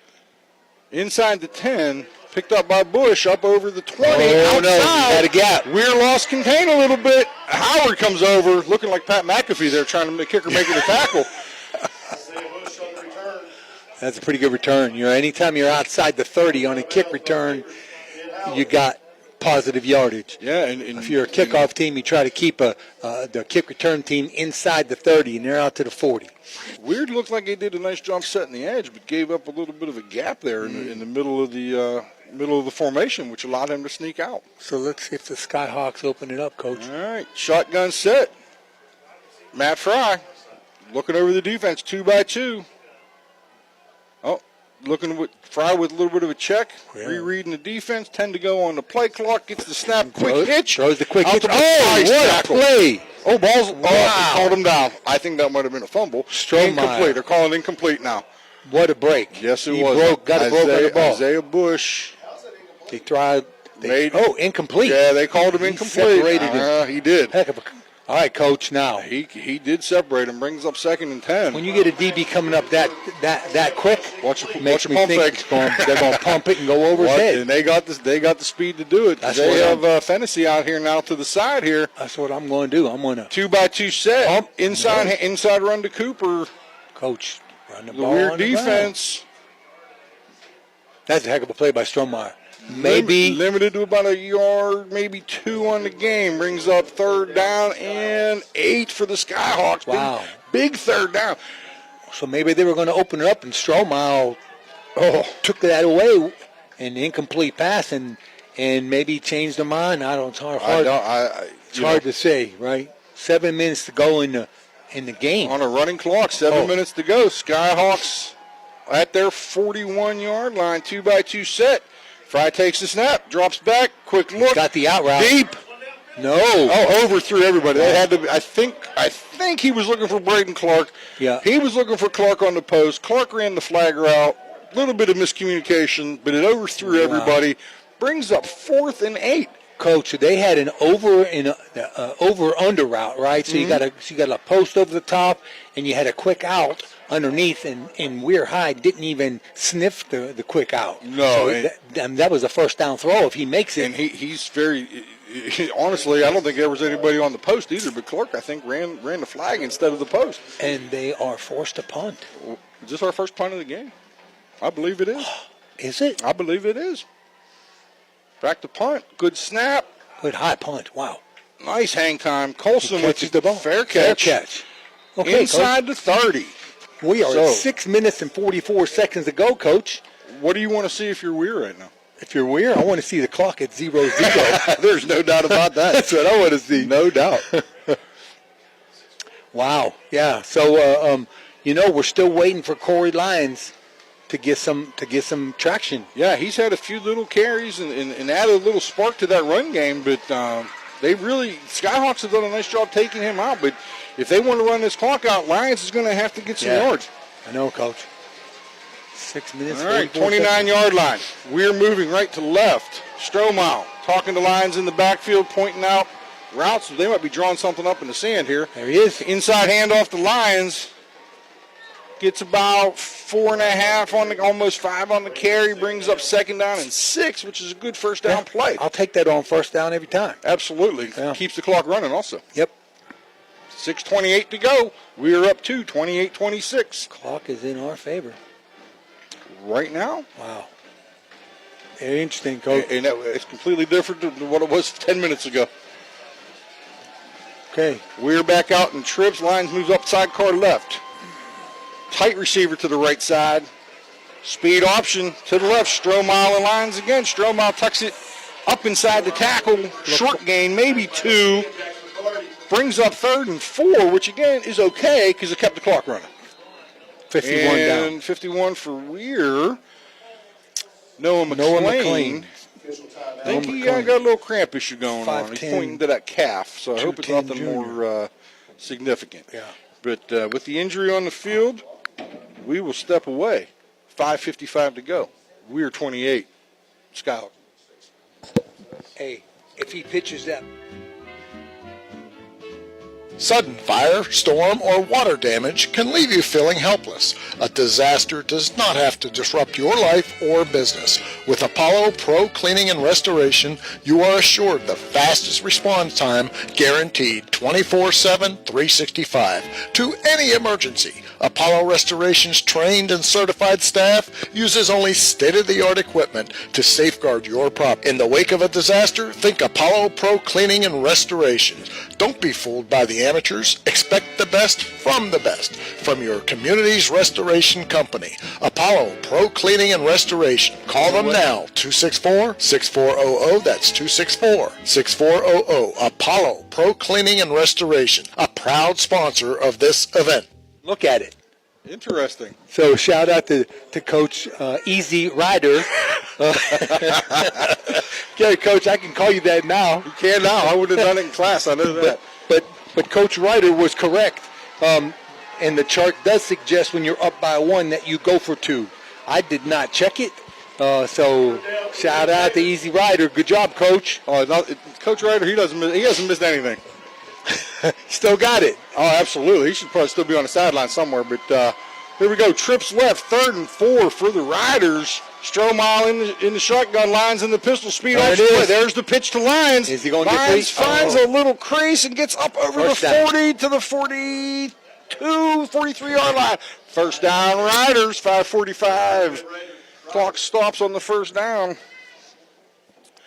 But yeah, Coach, that does bring up an interesting point that Coach Ryder texted. Yeah, exactly right. Being up 2 now is susceptible to that last-minute field goal and come down to a similar situation to what happened last week. But, they already missed the next point. They did. And it was pretty bad miss. It was. And there wasn't any I think maybe their kickers is maybe Coach doesn't have confidence in their kicker.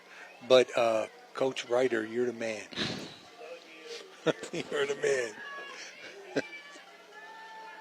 Too bad we can't do a call-in show. We can have him on the other line. Last time anyone called you Easy Rider, Coach. I'm waiting for a text on that one. Hold on. He didn't like that back in the day. All right, so we have a first down and 10 for the Riders, 43-yard line. Trips to the left. Sidecar left. Strohmeyer in the shotgun. Weir better be careful. I think that's an illegal formation right now. They blitz. did. Oh. That was an illegal formation, Coach. I don't see a flag. The receiver on the top of the formation on the far sideline was not on the line of scrimmage. And they were yelling at him to move up, and he did not. The flag? There is a flag. They call it illegal formation on the far sideline. And that did not make Coach Cassini very happy. So the Skyhawks have gone to a cover 2 set. They've taken someone out of the box. I guess I'm not sure they're thinking, but yeah, good call, Coach. Legal formation on the Red Riders brings up 1st and 15, back on their 38-yard line. 5:31 to go here. Trips to the left. Single receiver right, split right, sidecar right. Strohmeyer looking over the defense, takes the snap. Here, Coach. Quick look. Overthrows Colson and intercepted by Carter McClung. The linebacker just sitting on the route. He was in great position to make a tackle, but the ball was so overthrown by Strohmeyer, it was an easy interception. Coach, it was wide open. You know, they got one on. Basically, they got 3 receivers to this side, and they only had a corner up on the outside receiver and the safety back. That's it. And they were trying to cover with a drop linebacker. And if he throws that ball on a line, Coach, he maybe goes, but execution gets you every time. Well, Skyhawk 1st and 10, trips left, handoff to Cooper, counter action up front. Wow. Cooper gets up inside the 35 to the 32, so about 5-yard or so gain. Brings up 2nd down and 5 for the Skyhawks. 5:10 to go, running clock, 4th quarter. Coach, they didn't need that. Just the execution. I mean, good play, good design, well thought, well timed, bad execution. Trips right for the Skyhawks on 2nd and 5. Receiver wide left, sidecar left. That's Sutphin, handoff. Again. 2 linemen leading the way. Coach, Caden Sutphin. Tough run. Tough run there. Running the ball, not throwing. They're pounding. And now, the Riders, we 4 talked minutes. earlier that we wanted to see that clock run. Yep. Now the clock is honestly against Weir unless they can get another stop. Because if they give up a score here, they're not going to have much time to get it back. Again, run the ball. Oh, shut it Hand down. off to the right. They shut it down. Is that the Cooper? That is Cooper. Yeah. That's stretched to the right. Into the boundary again. Skyhawks are pretty I think that's confident. enough for a 1st down, though. Pretty confident in their running game. Everybody in the black jerseys is pointing, calling for a measurement. 4 minutes, 11 to go. This is where coaching strategy is huge, Coach. Oh, absolutely. It's And I huge think, right here. the Weir staff has to be aware now of time management also. Because if Scott does end up scoring here, you have to make sure you have enough time to put a drive together and possibly go down and take the lead again. 1st down. And that's a 1st down for Scott. That's huge. And honestly, Scott is not worried at all about the time. With 4 minutes to go, inside the 30 now at the 27-yard line, they have all the time in the world. There's plenty of time to know what they're going to do, right? Oh, they're going to run the ball with Cooper and Sutphin, and they're going to, if they throw the ball, I'm not worried about the routes they're running. I'm worried about the scrambles. Yeah. Because that's where the damage has been done by this Scott offense. I agree. But this is what I would do. I would just get behind big number 60, that big guard, 5'10", 280. Oh, yeah. 5'8", 280. And behind that H-back, that's where it looks like they may be going. 3 trips to the right. Quarterback keeps it out the back. Quarterback keeper, scramble, cuts it back inside, takes a big hit, but powers his way down inside the 15-yard line. Wow. I believe, Coach, if he breaks to the outside instead of up underneath, I think he may take it. Yeah, he did. He made a cut back to the middle of the field and allowed that Weird defense to rally up. 4 minutes to go. 1st and 10. 3:56 on a running clock. Ball at the 15-yard line. Scott driving in the Guido Law office's red zone. Trips to the right, into the boundary, single receiver to the top of the formation, sidecar left. There he goes. Two backs leading, two linemen leading to the right. That's Cooper down inside the 15 to the 13 or so. About a 2-yard, yard and a half gain maybe. I'll take that. I'll take that, Coach. Brings up second and about 9 for the Skyhawks. 3 minutes and 30 seconds to go, and the clock is running. They are in the red zone. Whose red zone is it? The Guida Law Office's red zone. Guida Law Office's red zone. Trips to the boundary one more time. Sidecar left. Scott in the shotgun. Throws the ball. Oh! Scott wanting pass interference on that. Little play fake by Fry. Looking for a quick slant over the middle there off the play action. A little bit of contact, but no flag by the official, surprisingly. So this is the Guida Law Office's, everything else. Guida Law Office's red zone. So Danny Guida, we need a little spirit from you to stop these guys, buddy. This is your red zone. There we go. Trips right into the boundary again. Fry looking. Little play out, little boot action. Little spin out of the shotgun. Sidearm throw. Again, good defense by. Wow. No flag again. Fourth down. Fourth and 9 from the 13, 14-yard line. All right, Danny. Pass was intended in the back for David Fennessy, back of the end zone. All right. It's a good time for Danny Guida Law Offices. Good job, buddy. Fourth down, and Coach, this will be a big stop. This will be huge. Big stop. Fourth down now. They can still get 3:05 to go. They can still get a first down. Defense backed up. 4th and 9 for the Skyhawks. And he same out play. again, and they got him hemmed in. Pressure. Sidearm. Oh, there's Cooper again. Oh, my goodness. And he goes for the first down. Yes, he does. Wow. Again, boot action, scramble drill. Weir had great pressure from their front, and they lost track of the back out of the backfield again.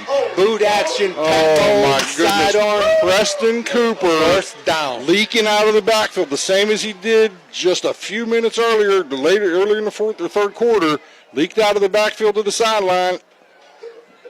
And Fry was able to find him as he scrambled. Danny Guida. Come on. First and 5. 3 receivers to the right again. And quarterback running. He should have stayed inside.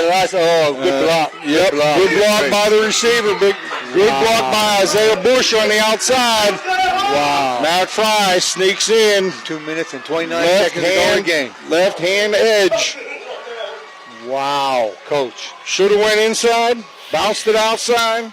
Great block by Isaiah Bush. Wow. 2:29 to go, and the Skyhawks go up 32-28. All right, so what's your chart say, Coach? It's 4 points, Coach. So should be go for 2, I think. Get up 6. You're ahead by 4. You go for 2. Go for 2. Try to go up 6 here.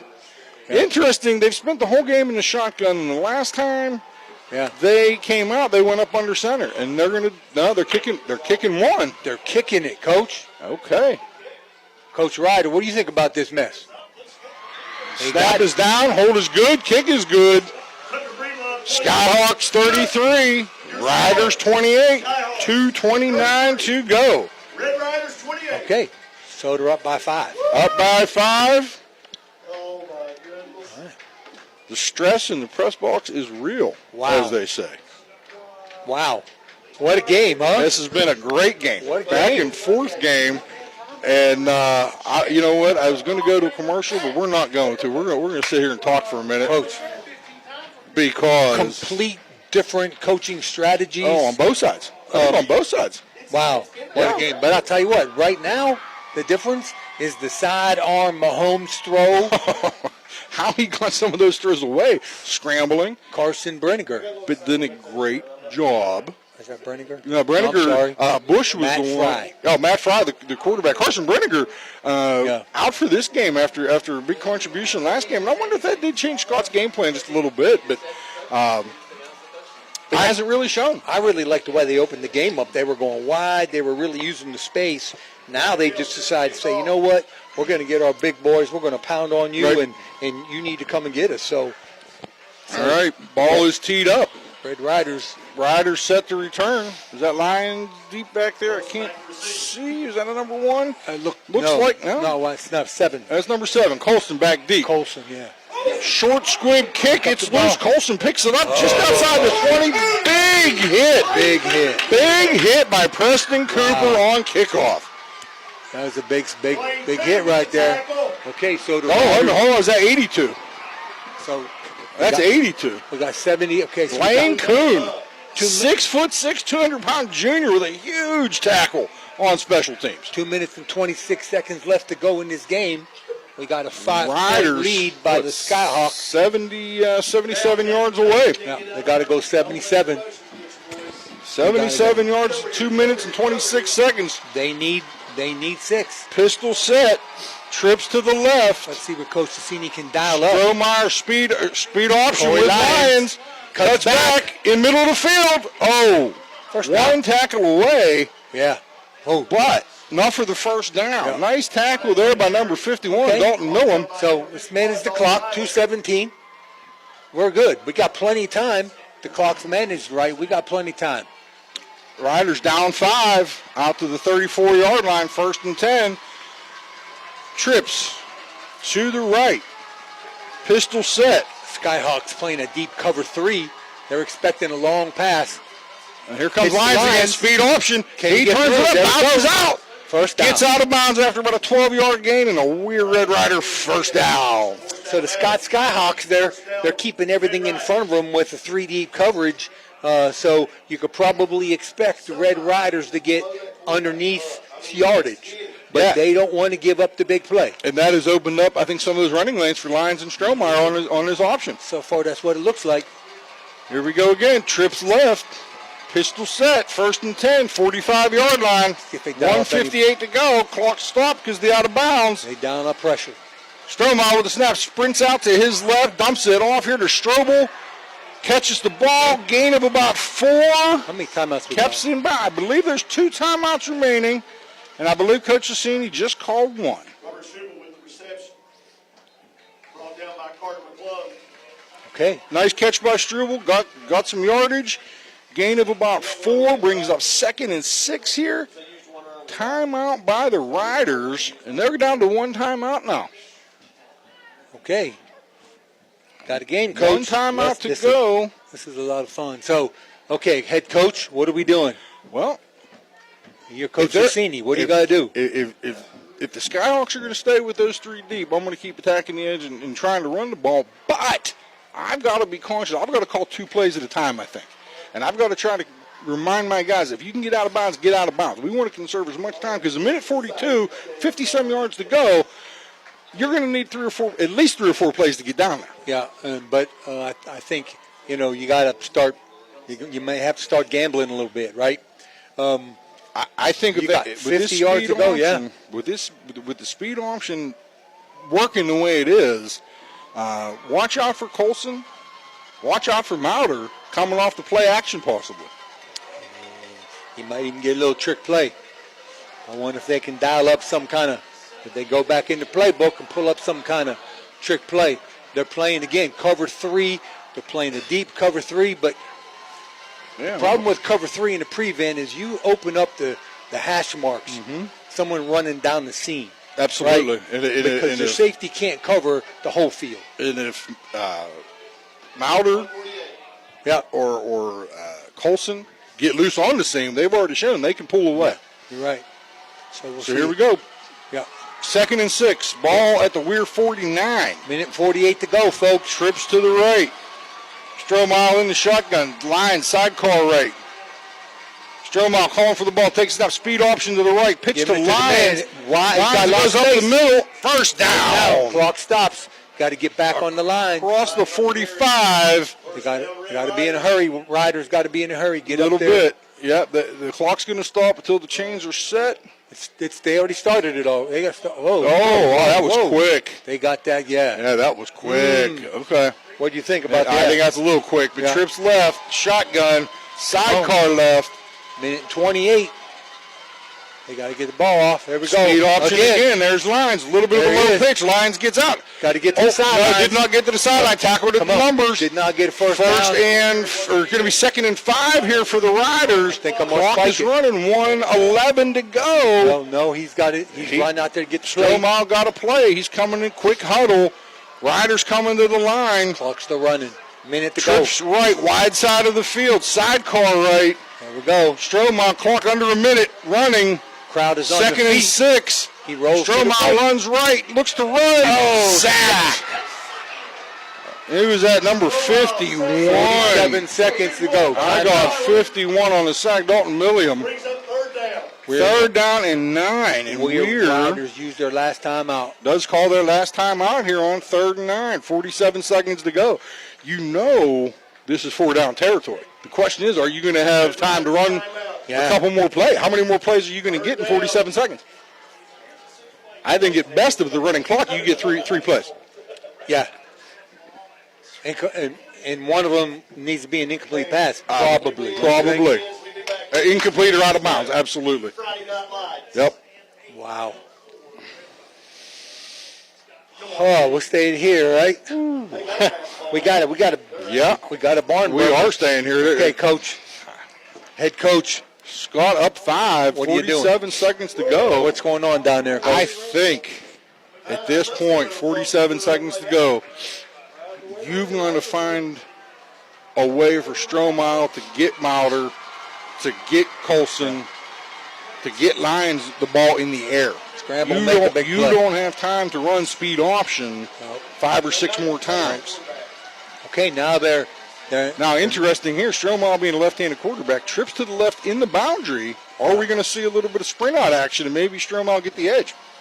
So you see what they're now. Hold on. The Scott coaching staff is waving frantically at the press box. 49 seconds. Resetting the clock now to 49 seconds instead of 47. Coach, I thought he was just waving to you. Oh, that would have been sweet, but I don't know him all that well. But that's okay. All right, here we 49 go. seconds. So they're in. We're down 5. Cover 2. Roll Right out out. the boundary. Strohmeyer gets loose. He's got to get to the sidelines, coach. There he goes. He broke the tackle. 10. He's down. He goes out about Bounds at the just outside the 10. Marked him out at the 11 with 37 seconds to go. Plenty of time now. Oh my! Wow. Making a play that's a candidate for the play of the game right there, depending how this finishes, because that what a scramble was a great individual effort by Strohmeyer. Wow! Sprinted to his left. Everything was covered by the Skyhawks. Little bit of pressure. Saw just the slimmest made a couple crack in the middle of that defense. Made a couple shifty moves. Popped back out on the right sideline for a huge gain. 37.8 to go. Okay, we got a little. At the 10. We better hurry up. 10 seconds on the play clock. A little bit of confusion on the formation. 2-by-2 set. Shotgun sidecar to the left. Strohmeyer drops back. Ball. Thumbs off the line. Touchdown, Corey Lyons. Red Riders go up, just like we talked about. Getting that ball in the air to your playmakers. Okay, so we got. All right, break out the chart here. We got 34 seconds to go. Yep. We are winning by. We are up 1. We're up by 1. 34-33. Okay, so we're up by 1. So what's it say we're going to do here? What does it say we're going to do? I can't read that far. I need my reading glass. Go Go by for 2. 1. You're going to go for 2. And guess what they're doing? I think Coach. They're kicking. They're going to kick it. Coach Ryder. What's going on there, Coach? Tony, you better copy that card for me. I know. Nobody's listening to it. Howard on for the kick. Kick is up, and it is good by a bunch. All right, Coach. Good. So all right, we got 34 seconds to go. We will step away for a quick break because Tony and I both need a break and get a quick drink of water here. We'll be back. We're 35. Scott 33. Whoa. 34 seconds to go. Are you looking for a trusted name in residential and commercial real estate? Look no further than Cedar One Realty. Our team of dedicated professionals is here to help you find your dream home or the perfect commercial property. With years of experience and a deep knowledge of the local market, we're the experts you can trust.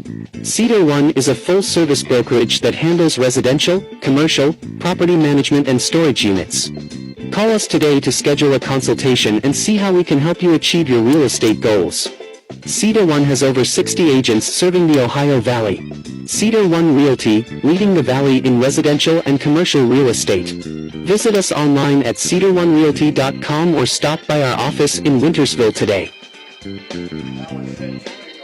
All right, ladies and gentlemen, 33.9 seconds to go. Weir Riders, Red Riders up 2. We're back here, Skyhawk Stadium. Skyhawks, they got 2 timeouts left. 2 timeouts to go. So 34 seconds, 2 timeouts. We'll see where they get to start here. If it's used well, that's a lot of time. Here we go. Weir's been kicking the ball. Howard's been kicking the ball pretty well, Nice and kick. he gets down. Oh, he kicks in the end zone. Into the Wow. end zone. That's okay. Brings it out to the 20. We'll take that. Yep. Well, they got to go 80. 80 yards in 34 seconds with 2 timeouts. Now, with this quarterback's arm, especially if he scrambles, they got to keep their eyes on those receivers. And you have Isaiah Bush, Braden Clark, David Fennessy, Jax McCarty, who have all had huge pass, and not to mention Preston Cooper out of the backfield, catching balls for the Skyhawks. And the Skyhawk fans are all on their feet. Oh, yeah. Cowbells are ringing. Here we go. 33.9, It's a 20-yard ball line, 1st and 10, 2-by-2 set. And they're not. Shotgun, sidecar to the left, back to pass. He looks to his right, scrambles again. This is where they're dangerous. And He scrambles. Oh, he's throwing the ball deep. He's got him deep. Make a play. Oh, batted down. Wow, what was that? Colson. Yeah. Oh, my God, Devin Colson. Braden Clark was deep. Braden Clark was open, a little bit underthrown. but Ball hung up a little bit. Yeah, but Devin Colson made a great play, and then the defense rallied and separated Clark from the ball after the first touch. But that throw would have had to be a 60-yard throw to get it to him because he was way downfield. He had one on his route. He was open. Yeah. 2-by-2 set again. 23 seconds, second down. They got to go. Shotgun, sidecar left. They're cover 2. That's more of a cover 4 set, and they're dropping.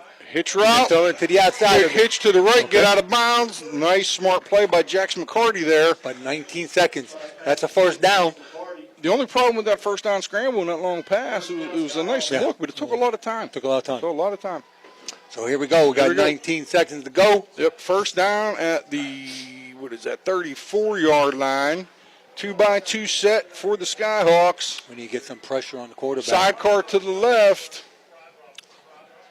Another hitch. Ball's again. tipped. Oh, there we go. Incomplete pass. Ball was tipped at the line of scrimmage. Ball was tipped. Came out good. a little low. McCarty couldn't squeeze it. What are we at here? 2nd and 10. 15.6 to go. Riders up 35-33.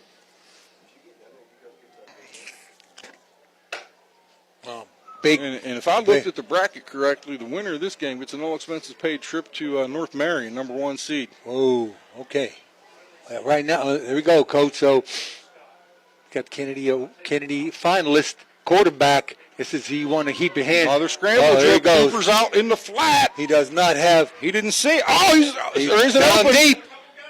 Oh, broke Knocked down again. Knocked Is that down. Stromile? Mauder with another big defensive play. 4.9 seconds to go, so I believe This got to be it. We got one play. It's got to be it. Third and 10 for the Skyhawks. One play and he's going 64 yards. Whew. Right? And I believe Scott's going to call a timeout here. 66 yards. 66 yards, one play, third down, down 2. So he's going to scramble. How much time did he use that last play? About 10 seconds. Yeah, so this should be it. That's a long throw. So not only does he have to complete the pass, but then he's got to run it in. So this is it. I wonder if we'll see some. Last game. Remember the old Boise State? Oh, hook and ladder, throw the ball, laterals. Got anything like that in the playbook? Bring the band on field kind of thing. What do you got in your playbook for 3rd and 66? 3rd and 66. With 5 seconds to go. Yeah, just under 5 seconds to go, and the only thing that could extend this game would be some sort of crazy defensive penalty. But and missed tackles. Yeah, missed tackle. Yeah, if I'm Weir, though, I'm backing up about 7 guys at the 20-yard line and just running up and making the tackle. Yeah, you can. Anything short of the end zone, game is over. I think I'll probably drop 4. Oh, at least. And then I'm gonna send everyone else, but they're going to contain rush. Right. And if you get in the scramble, you can't throw the balls far, right? Absolutely. Because you can't step into the throw. Yep. And then you got four or 5 guys back. Okay, so Weir looks like they're in a soccer formation, 4-3-4 setting up here. It does. There it is. And a little bit of a pass rush, contain rush. He's out. They get him rushing. He's they got him out to his left. Oh, he's going to run. He's running the ball. They got to tackle him. Nope, game over. Game over. Weir. In the 35-33. Wow. Over the Skyhawks. Wow. What a game. 33. What a game. Holy smoke. 35-33. Weir High wins. That's a shocker. That is shocker, Coach. This was one of the better games I've seen in a long time, Coach. Wow. And we'll come back in just a couple minutes and wrap it up for everybody. All right. But again, Weir High 35, Scott High 33. Back in a minute. Are you looking for a place to watch live sports events with your friends and family? Look no further than Basil's Sports Bar and Grill in Weirton. At Basil's, we pride ourselves on providing a friendly atmosphere where you can come as a fan and leave as a friend. Our small family-owned business specializes in fresh foods made daily, and we proudly serve craft beers from around the Ohio Valley. We display sports memorabilia from teams all over the valley, making Basil's the perfect spot for sports fans of all kinds. Whether you're cheering on your favorite team or just looking for a great meal and a pint of beer, Basil's has got you covered. So come on down to Basil's Sports Bar and Grill in Weirton. We're highly recommended by locals, and we can't wait to welcome you as our newest friend. A proud sponsor of this broadcast. Looking for a place to stay? Then stay at the Best Western Plus Franciscan Square Inn and Suites, conveniently located in the beautiful Ohio Valley next to State Routes 22 and 7 at the gates of Franciscan University of Steubenville. Receive a warm welcome from friendly, attentive staff, providing all the amenities you deserve. Each guest room is done in beautiful modern decor, with amenities including a microwave and mini fridge, free high-speed wireless internet, and a flat panel television. Stay in a suite for extra space with the same great amenities. Best Western Plus Franciscan Square Inn is a proud Barron sponsor.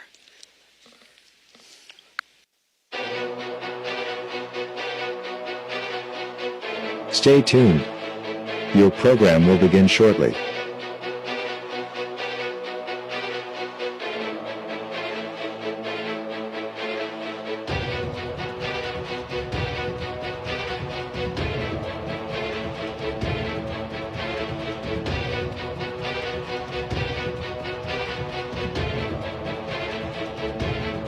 Stay tuned.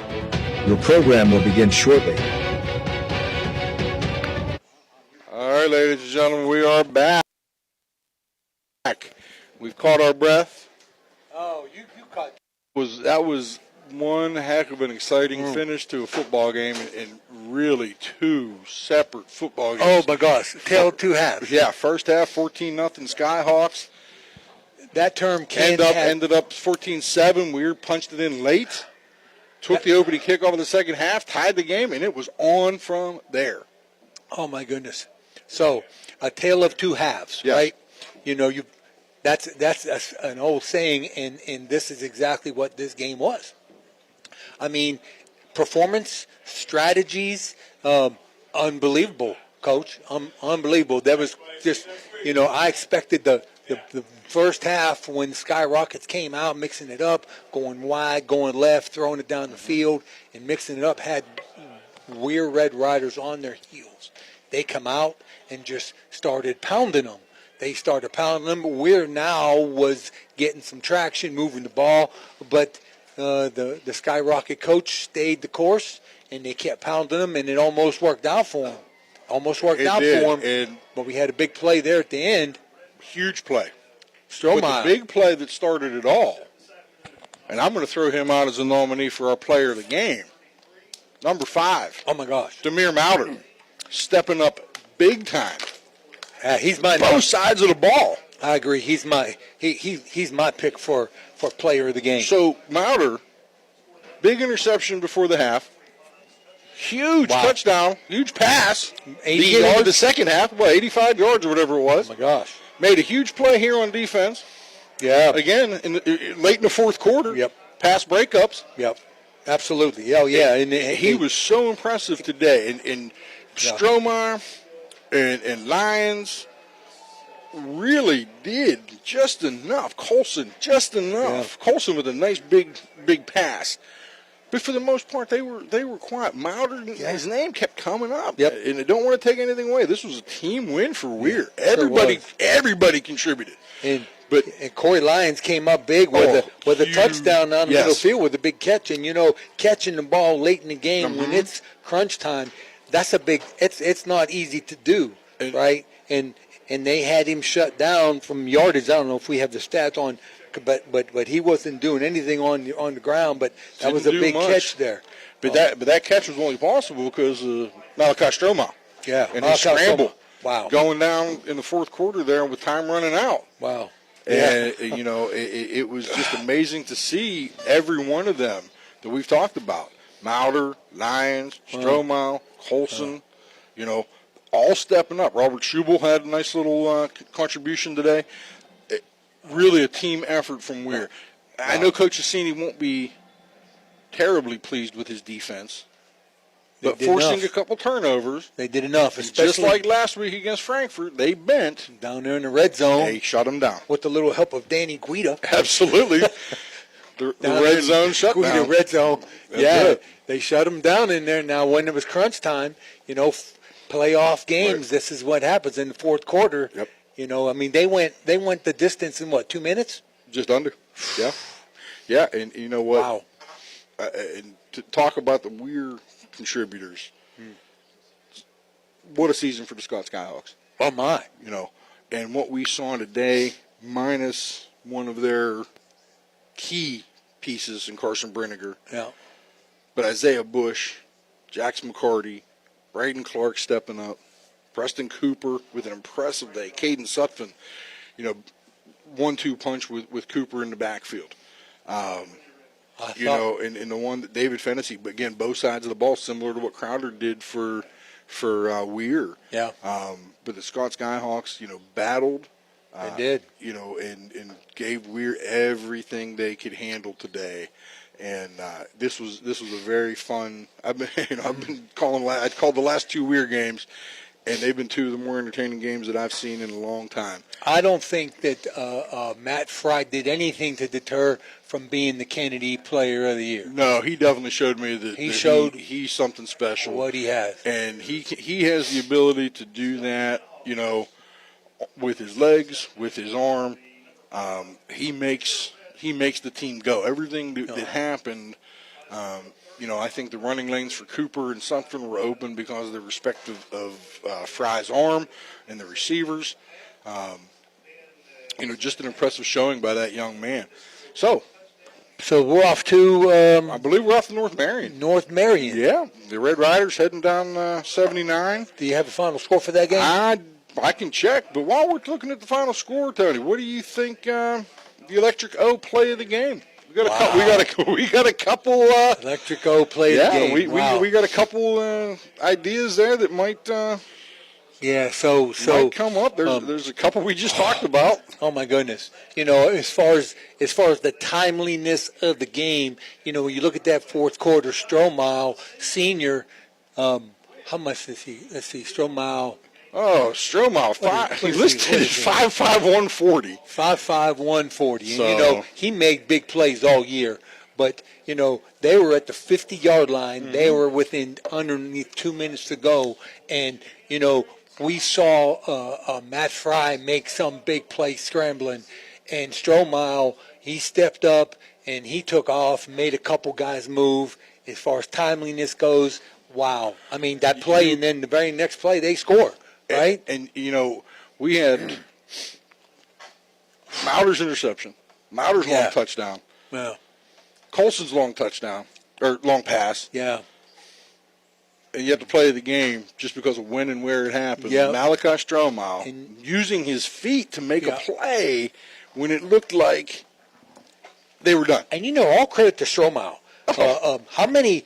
He took the running game on his shoulders. Oh, with the speed option and the scrambles in the second half. Absolutely. Oh, yeah. He really did. And without that, because they took away Lyons. Yes. So Strohmeyer, he took it on his shoulders. And as far as the run game goes, and when you're in the fourth quarter and it's crunch time, it's always very good for a coach to have a guy like that, 5'5" quarterback, but the dude that can make plays. Yeah. So you know what, He Coach? did just enough with his feet, just enough with his arms, made the plays. But that's all. I believe you're right, Coach. That's our electric O play of the game right there. Malachi Stromaw scrambled for that big first down that's on the that play of the game-winning game. drive, no doubt. Yeah, but and Demir Mauder, our player of the game, just for his contributions, Absolutely. both sides of the ball, coming up big for the Riders. You get my vote, Coach. Very good. Okay. Well, been a pleasure. Yes, sir. Been a pleasure. It's going to be a nice drive back up the Pike. Absolutely. Up 77, and I look forward to hopefully we can do next week together. That'd be nice. Yeah. I'm in. All right. God bless you, Coach. Everybody, thank you for signing in with this crazy game. Absolutely. In this circus. We're glad we could bring it to you, and we hope next week will be Hopefully just next as week. fun. Absolutely. So for Tony LaLille. I'm sorry. Okay. Say your last name, Coach. Tony Lely. Lely. Lely with an L. Lely with an L. Sorry, Coach. My mouth's been moving all day. Your lips are number something. You're good, Coach. I'm Sean Blumetti. Tony Lely. OVSO. Weir Red Riders 35. Skyhawks 33. God bless everybody. Have a good night. See you next week.